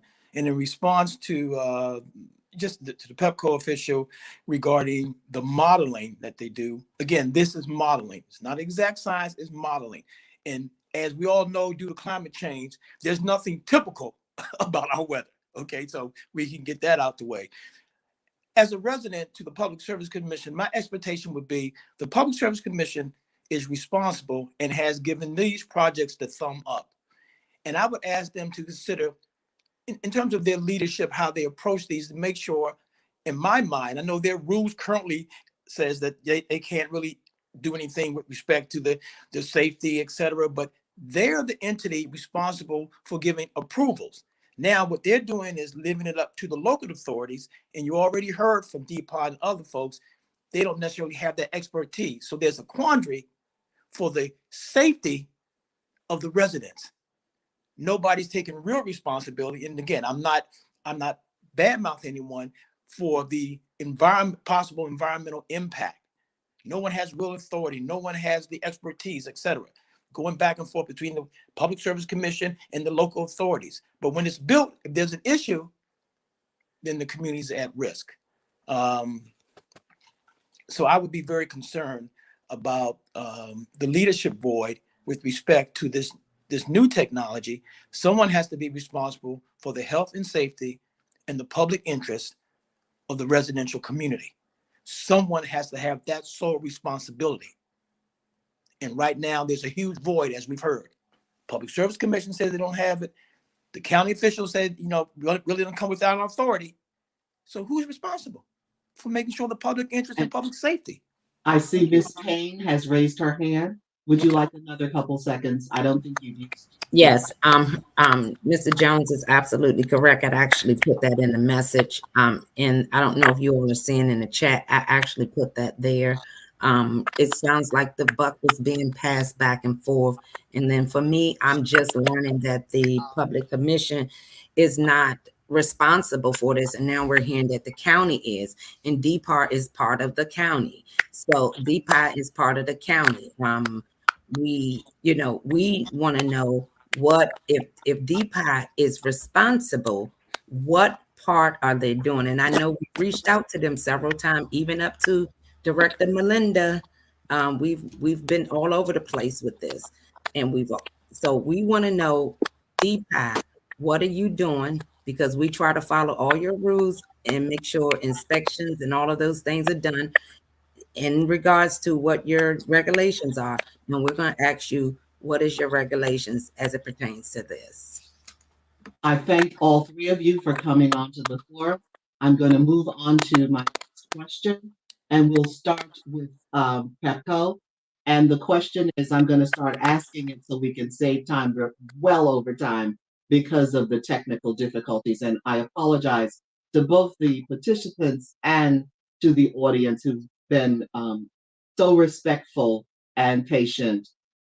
Here is the question. I'm changing my format. I hear Mr. Jones saying, this looks like who's on first.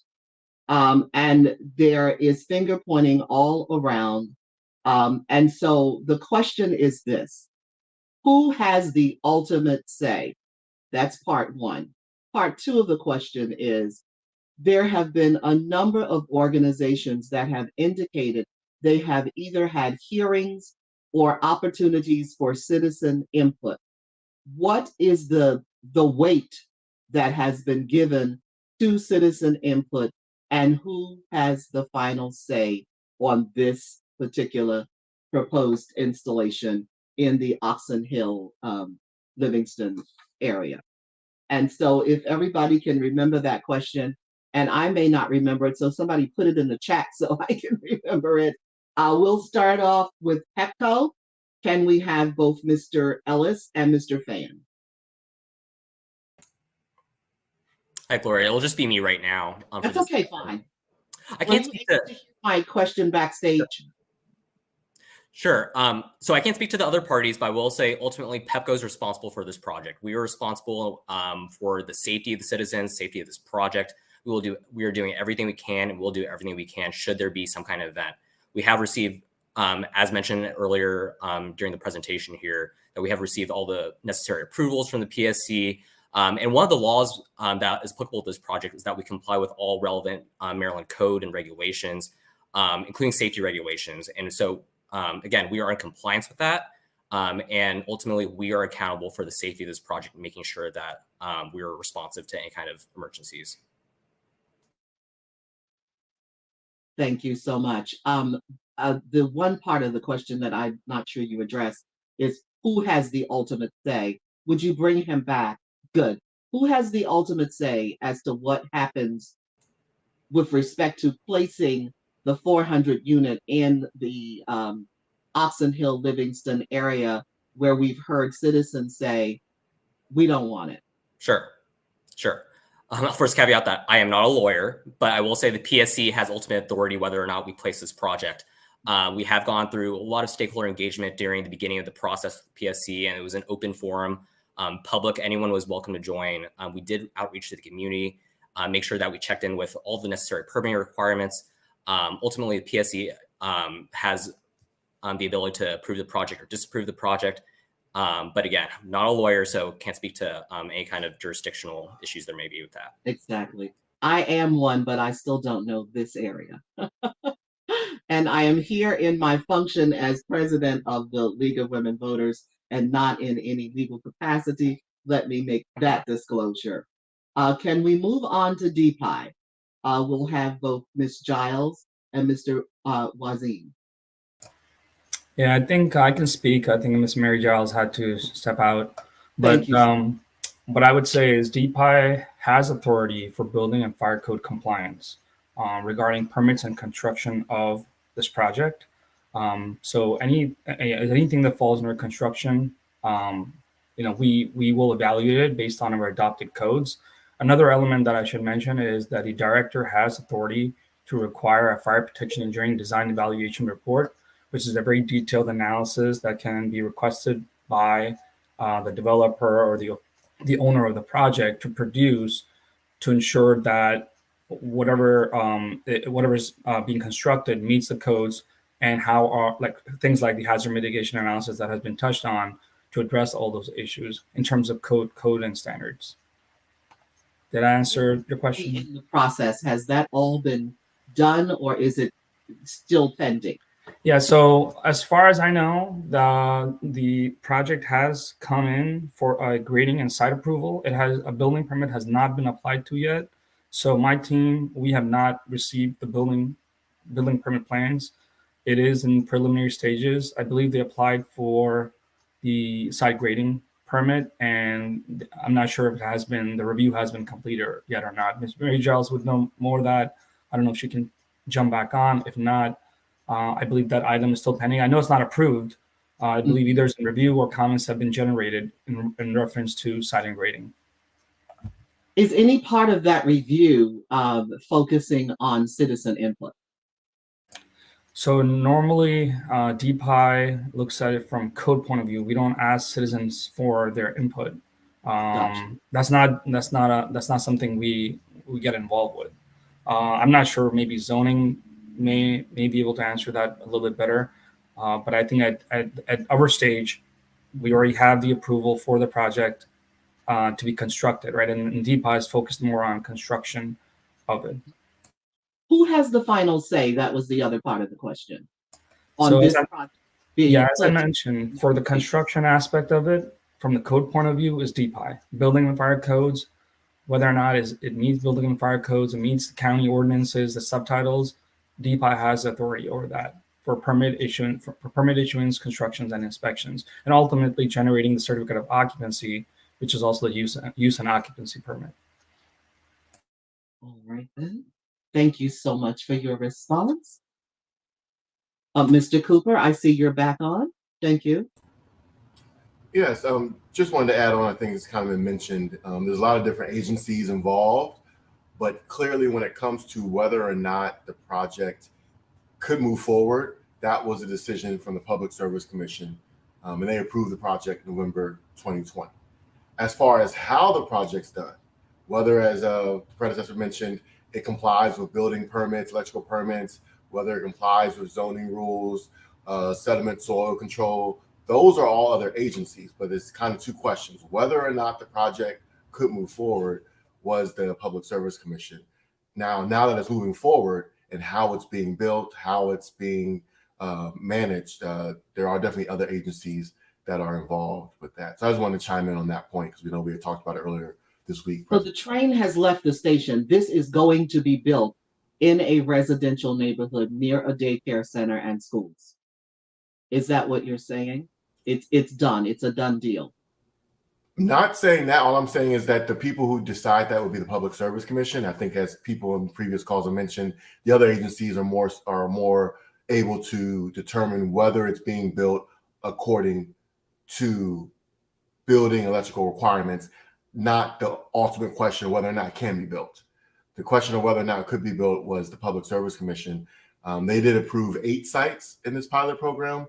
Originally, they only approved 6 and rejected, I believe, 1 or 2 applications across the state. And so they are really the ultimate authority as whether or not the project can move forward. And as mentioned earlier, PEPCO takes the ultimate responsibility as well, and been communicating with them pretty regularly. Someone in their office, Tony Ruffin, is supposed to be sharing an emergency operations plan with members of the community and the public regarding this site.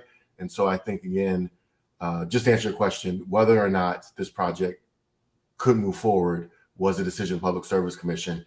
Once that green light came, then all these other agencies are involved in how it's being built to make sure that it's complying with codes. Upon information and belief, and I'm taking executive privilege again, there was a hearing before the Public Service Commission, and there is a case number 9619, which at that time was called National Harbor Project. So basically, the hearing has been held, and I guess I'm asking from a legislative standpoint, is there anything else that can be done when you have 4 organizations here today saying we don't want this in our residential neighborhood? If it needs to take care of National Harbor, put it there.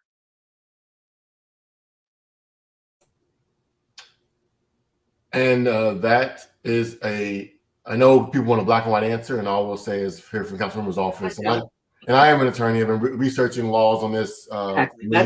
That's why I'm doing tete-a-tete with you. We'll just say, anything's possible ultimately, but as it stands now, the agencies involved are looking at how it's being built, not whether or not it can be built. And let the record reflect that Brandon and Gloria are speaking in their official capacities as the League of Women Voters president and as a citizen, Brandon Cooper. We are not giving legal opinion. Thank you. All right, can we bring on the next person on the forum, please, Ms. Mimi, and I believe that's Bobby Ray. Yes, thank you. I wanted to say, you heard the question, but we're looking to ask who has the final say. I know that Maryland Park and Planning, your organization, did have a review, and I believe there was citizen input. That's correct. Can you tell us about the weight that was given to citizen input with respect to Maryland Park and Planning having given this a green light? Well, with regards to and I hate to keep harping on the mandatory referral process, but we did have a public hearing. We did have speakers. Staff did work with many of the individuals that are on this forum from the area homeowners associations or neighborhood associations. I think the planning board and staff both, we give very large weight to the public testimony that we receive, and we formulate recommendations to address the issues, again, that are within the purview of our review. And again, that's not the safety element or the fire suppression element of lithium battery storage. And I think at the planning board meeting, the planning chair made it very clear in his introduction that the safety or not, I'm trying to remember how he phrased it, but the safety of this facility is not part of their review. And, with respect to that testimony that we knew we were going to receive on this subject, we weren't going to weigh in one way or the other with regards to that. So who has the ultimate say in this position or in this situation with mandatory referral? As I stated, it is it's not a binding approval. It's not a binding disapproval. Recommendations are not binding.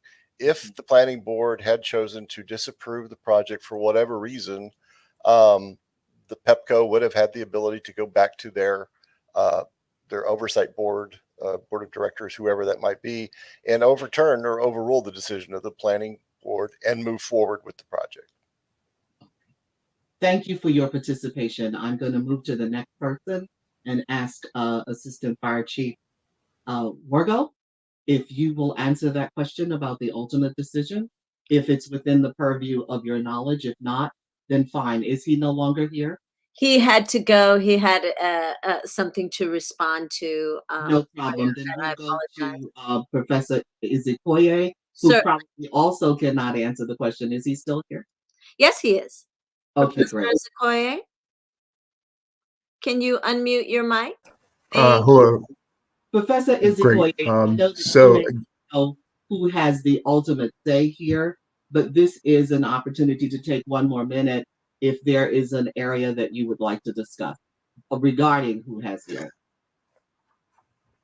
ultimate. Yeah, unfortunately, this is well outside of my area of expertise. Exactly. I think, the comments that have been provided, again, in terms of sort of citizens weighing in with their concerns, and in particular, looking at historical cases of what types of issues they're faced with or they may be challenged with, I think are incredibly useful in terms of moving forward and trying to get clarity on how decisions like this have been made. I think that it's important for all the stakeholders to share as much information as they have available. So PEPCO did say that they had done quite a bit in terms of modeling. I think Ms. Payne pointed out that has that been shared with the community? So those are the types of things that are really important, and maybe getting even people like me, and I'm happy that you reached out to me. Unbiased third parties involved in terms of trying to understand better what has been done by the various stakeholders is important in moving processes like this forward. So I do have to go. I wish you all luck in terms of this project and sort of how things move forward generally. Again, the energy transition is important. But sort of the siting issues, as you have very sort of clearly noted, are very important, particularly with sensitive facilities, schools, daycares, and people's homes relatively close to facilities of this type. So again, good luck. Thank you, Ms. Johnson, for moderating. Thank you, Take care. Ezekoye. All right. Goodbye. Thank you so much. Absolutely. Okay. I believe the next person in the lineup would be Mr. DeAndre Wilson. I'm sorry. DeAndre Wilson. Mr. Wilson, would you like to address the issue of who has the ultimate say? I know that the Public Service Commission had a hearing, apparently, under the auspices of case number 9619. Is there any appeal? Is there any reapproaching the commission by the community and or PEPCO? Yes, as mentioned, the commission held a hearing in case number 9619, where all parties had the opportunity to intervene in the decision that was being made about the pilot project programs. Utilities submitted their projects, and all parties submitted their comments in regards to the projects. All information about the projects was revealed at that time, and based on the testimony that the commissioners heard from stakeholders, utilities, and other parties, they made a decision or came to the determination that the projects were in the best interest of the state of Maryland. So they approved the projects. At that time, and that was in 2020. And at that time, there was an opportunity to appeal, as there is an opportunity to appeal all commission decisions. There was no appeal that was made.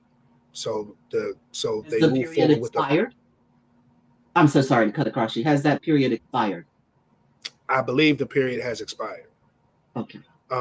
So there was an opportunity to appeal. There was no appeal, and so the order moved forward. Now the commission was fulfilling what was ordered of them by the state, by the General Assembly. By law, they were required to institute or establish these energy storage pilot programs. So the commission was following what was law. And with that order, there were no appeals, so the order moved forward. The commission does not have jurisdiction over the siting of the projects in the communities or jurisdictions where they site those projects. Again, that is the counties. Right. That is up to the county to determine the zoning requirements that these projects will have to meet in order to gain their approval. The commission is not,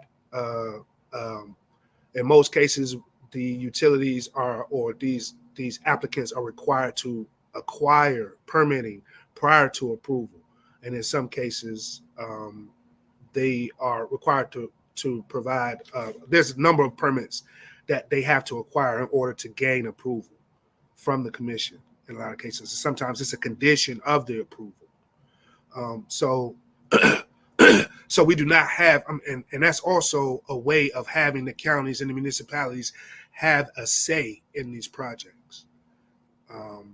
And the commission not necessarily holding ultimate power over these projects, over the communities or the counties in which they are being sited. So we do not, and also safety codes is a county or municipality opportunity for them to imply or require safety codes that meet their conditions. So we can't control, or we don't have jurisdiction over the safety codes in the county. Well, I thank you for your participation here today. And I am going to come back in a minute with a closing statement opportunity. I am so sorry that we had to run over, but Miss Mimi, could you bring back in the three communities so that they can have an opportunity to respond to that last question or make statements that they make if they cannot answer that question? And basically the question is, who has the final say? And what weight was given to community? And so we'll start with Ms. Monroe. I'm kind of baffled because we never even knew that there was a hearing for the Public Service Commission for this project. We got no notification. And even somebody's got something going. And even the last hearing, which was a couple of months ago, PEPCO notified us like that morning that there was a Public Service Hearing Commission that afternoon or that particular day. But as far as a community being notified, we were never notified about the Public Service Hearing Commission. So I would like to say in the future, if there's a project of this type, to make sure that residents are actually notified. And it was the same thing with the start of this project. The community in which the project was going was never notified about this project. So how can we object to something that you didn't know, that we didn't know about? That's my statement. Thank you so much. Ms. Patrice Payne, would you like to go next? In addition to that, I feel like that there's some finger pointing here, and everybody's passing the buck around. The real question is why our community? Why are you choosing our community to store this, to do the have the storage here? Also, why do you think it's your community, Miss Patrice? Why do I mean, really, to be honest with you, as to why you think it's your community? I think it's because they thought that there were people in this community that would not speak out. That's one. It's an underserved community. We have it's in our area, there is, families here that, have, that are underserved again. I just think that they thought that the residents was not going to speak up for themselves, which generally happens in our community, in the African-American community. I mean, if we just want to talk about it, in the minority community, because we have quite a bit of Hispanic descendants in this area as well. And then I just feel like, to be honest with you, the DPIE did not do their due diligence with protecting us as citizens, because when I know that on several occasions, when you have to go in and put a request that you even have a new driveway or something put in, you go through all of these, you got to go through all of these approvals and all of that. And we just didn't get that. We didn't get a response back that this was happening. And I just want to say, because I know that Ms. Pat has actually been working really hard and we've been sharing quite a bit of information. We had no knowledge of the public forum. So I'm going to move to Mr. Jones. Yes, and again, thank you for this opportunity. And these are my closing remarks. Is that correct? No, sir. This is the answer to the last question. We're going to do closing right after this.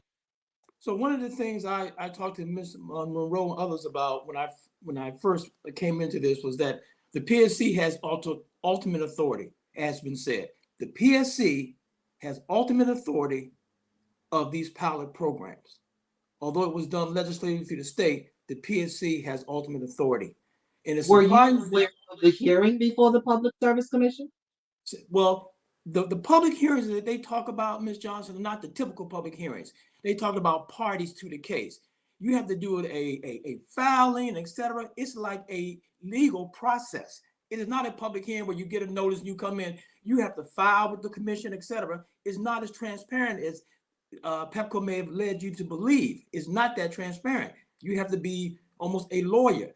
That's why the state has a public advocate, the Office of the People's Counsel, who in retrospect should have reached out to the local community. The Office of the People's Counsel is the consumer advocate for utility consumers in the state of Maryland.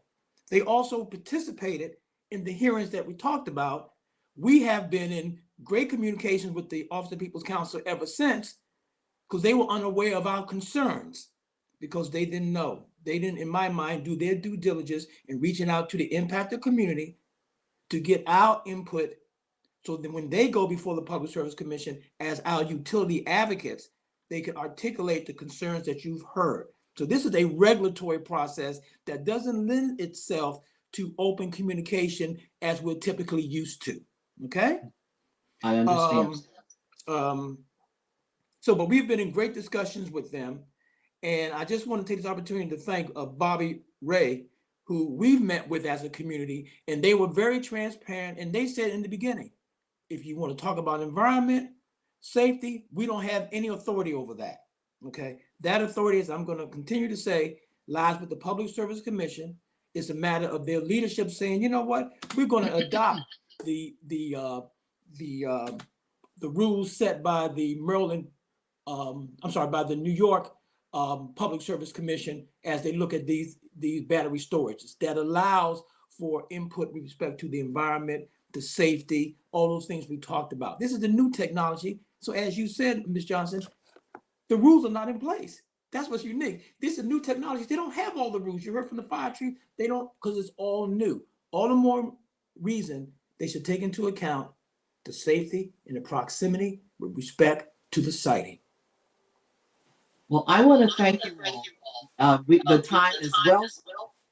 I am going to move now into the third phase of the program, which are closing statements. Each facility or organization or panelist will be given exactly 60 seconds, 1 minute, in which to close. And again, I'm sorry that we had a number of technical difficulties, but the good part about it is we had an opportunity to educate the public and to educate our members regarding this issue, and we appreciate your participation. So at this juncture, we're going to have closing from PEPCO. Mimi, can you bring them on for closing statement?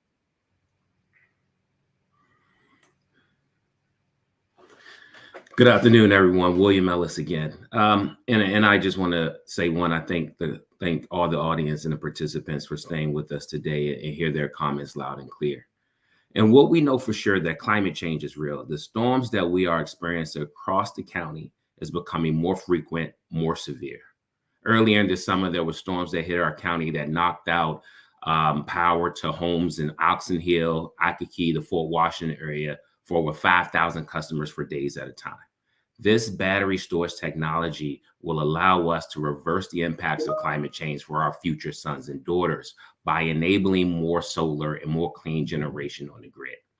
And as Mr. Fan highlighted, when those storms do hit, this technology will be used to supply backup power so those homes won't be out of power, those businesses won't be out of power, and especially the most critical facilities that serve our communities, such as this fire station, will have backup power to continue to do their work. We have worked tirelessly with the community for over a year. And I'll just end by saying that this project will be used to allow Prince George's County to continue to take a step forward to enable a more affordable and environmentally friendly solution than the alternatives that we have recommended, and a step towards clean energy by 2050 for the county. With that, thank you.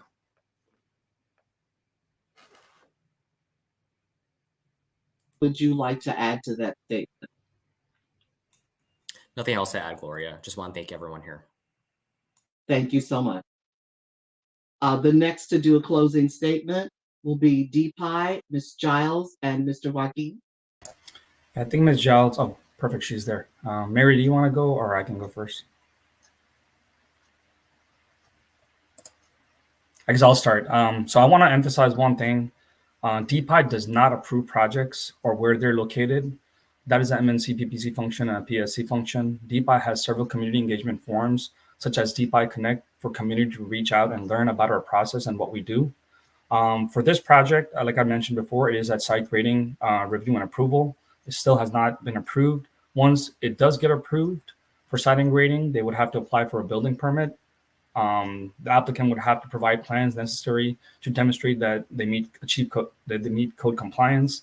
The reviewers from DPIE will evaluate to verify compliance is achieved. If there's any comments made, we'll make comments. The architect engineer for the project will address the comments, and then a permit would be issued, followed by construction, inspections, and finally a certificate of occupancy or UNO. Thank you for allowing me to be part of this session. DPIE is here to serve and protect the county, its citizens, and all those who visit and do business. Mary? Just to add to what Mr. Wasim has said, I would like to emphasize that Prince George's County DPIE has not received a building permit for review yet on this site. When we do, our engineers in our building plan review will review this building against code for code compliance. That is our role in this process, is to make sure a building permit is issued that's code compliant. When we receive a building permit, that's what our role is, and that's what we will do. And thank you for having us here today.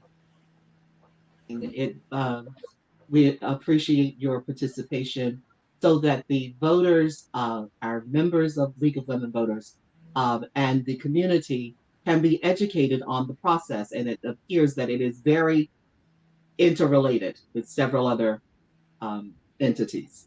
Thank you for coming. Next, we will have a closing by Bobby Ray, Maryland Park and Planning. Yeah, thank you. I also want to thank the League of Women Voters for this forum. I learned quite a bit, and thank you for the invitation. I just wanted to say that we understood and understand and share the frustrations of the residents. Both myself and Christine Osei, who was the project manager for this mandatory referral, met with them, and we understood that the difficulty, that the one area of concern that the residents have is something we keep telling them that we don't have any purview over. So I can certainly understand, their frustration with our process. But the state has established the review process for public projects such as this, and for park and planning, both in terms of Montgomery County and Prince George's County. Zoning's not applicable in these cases. The decisions that the planning board makes are not binding to the applicant. So, is this the best process for these types of facilities? It's not for me to say, but this is the process that we have and that we follow at this time. So, thank you. Thank you so much, Mr. Ray. The next person for a closing statement will be Assistant Fire Chief Wago. I'm sorry, Gloria. Mr.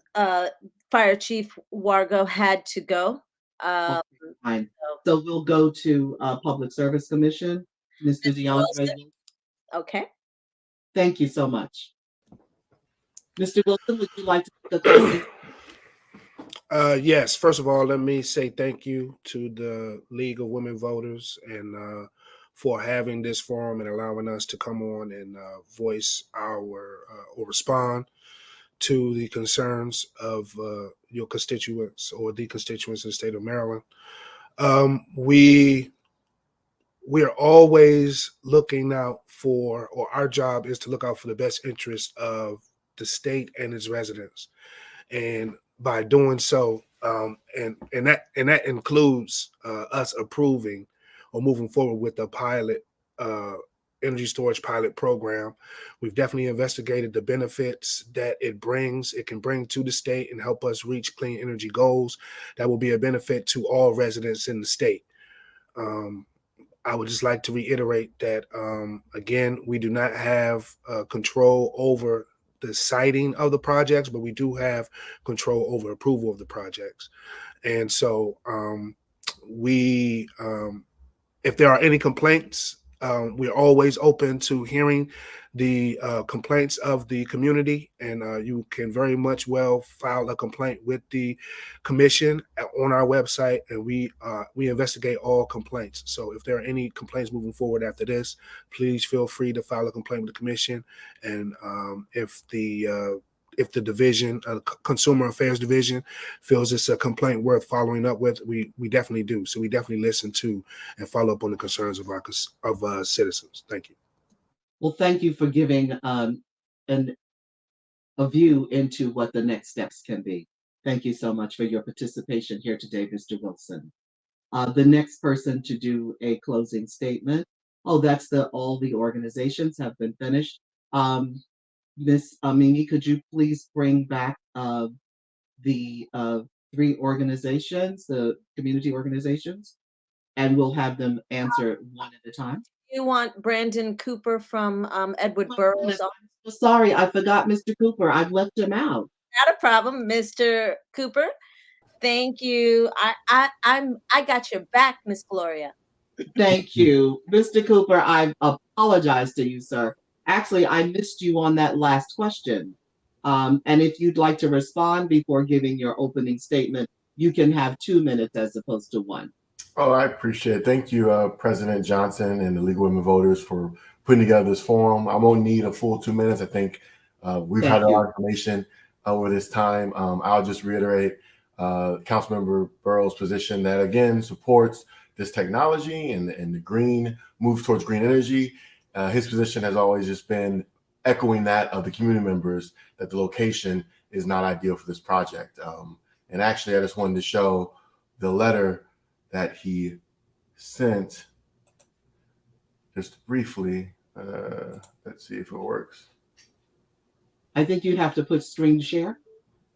Oh, yes, there we go. Pulling up right now. But anyway, the point is that it was literally his first act as once being elected as councilman, was sending out a letter to PEPCO echoing the concerns of the community and opposing the location for this project. But in his role as council member in our office and our team is working with all the various partners you heard and the stakeholders to make sure that this project proceeds in a way that is safe for the community and all those encountered. And so we continue to be a resource on this, and we'll continue to work with our community partners as this project moves forward. So I just want to say again, thank you, President Johnson, and all those listening. Are always available in our office to help residents of District 8 and Prince George's County overall. Thank you again. Thank you for your participation here today. All right, can we have the last closing statements, please? The three communities can come on together if that's possible. Thank you very much. I think the order that we've done is Ms. Monroe, then Ms. Payne, and then Mr. Jones. First of all, I would also like to thank the League of Women Voters for taking time out of their schedule and to actually doing this this forum. It seems that the county or the state of Maryland has a lot of loopholes when it comes to approving certain projects. And I would like them to take a look into not just approving a project, but approving the siting as a group, because it seems like everybody could pass the buck on this one. And again, the main thing I have to say is, would you put this in your backyard, knowing the risk and the safety issues that are possible? I mean, do you want your child to grow up in an area where their health is at risk? It's a lot of kids in the neighborhood. So again, would you want this in your backyard? Thank you, Ms. Monroe, and thank you, South Lawn Organization. We appreciate it. Ms. Payne. President Johnson, thank you so much for taking the time out, you and the League of Women Voters. We really appreciate this.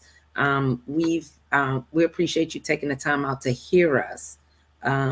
We have been fighting this fight since we've got the letter in the mail from PEPCO. And as we stated, that was way after things were already approved. I too feel like a lot of bucks have been passed here, which is what we've been getting the entire time since we've been investigating. But what it has done for us is made us more educated about lithium batteries, about hazardous materials, about our community really being as closer knit than what we thought it was. So this has brought on a whole lot of great things. However, we do not want the storage in the storage battery in our community. We're not opposed to the battery. Let me make that clear.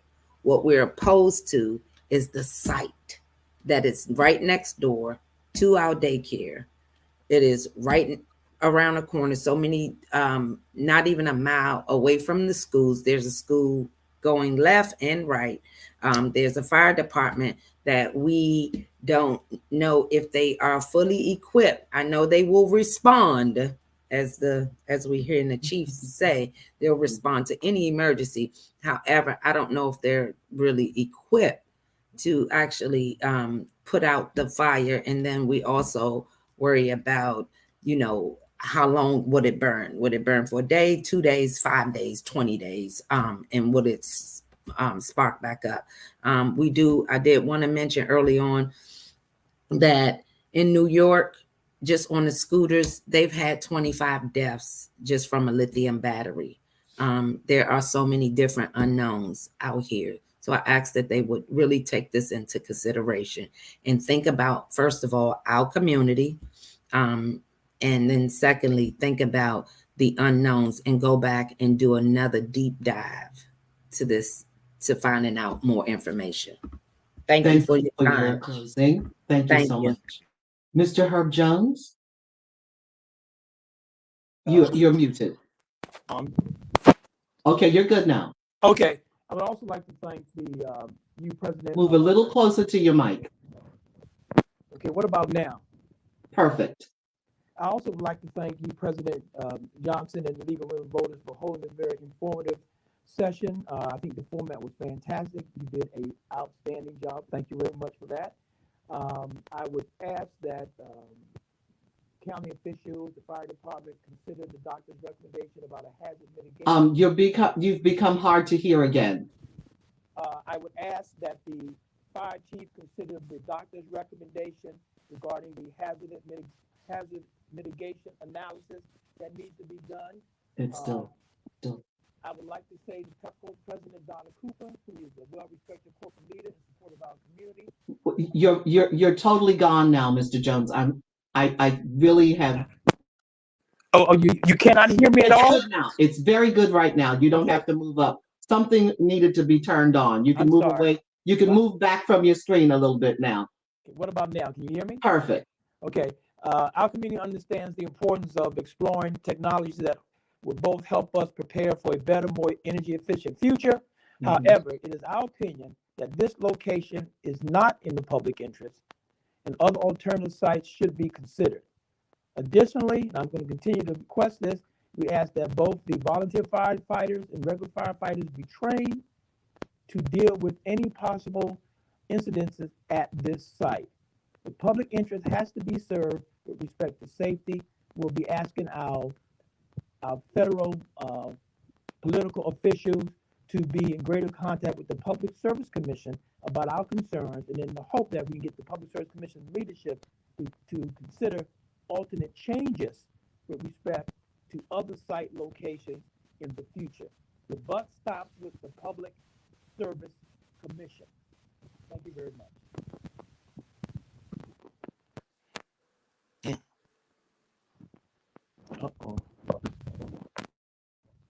I want to thank everyone who participated today in our issues forum sponsored by the League of Women Voters of Prince George's County.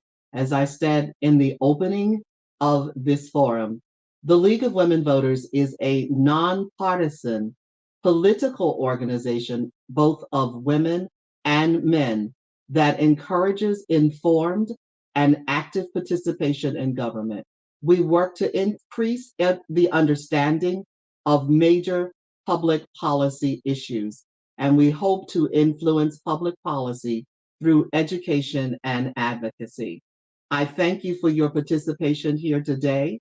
Consider being a member of the League of Women Voters, and also we hope that you have enjoyed this program and that it has been of value to you. Thank you and have a great day.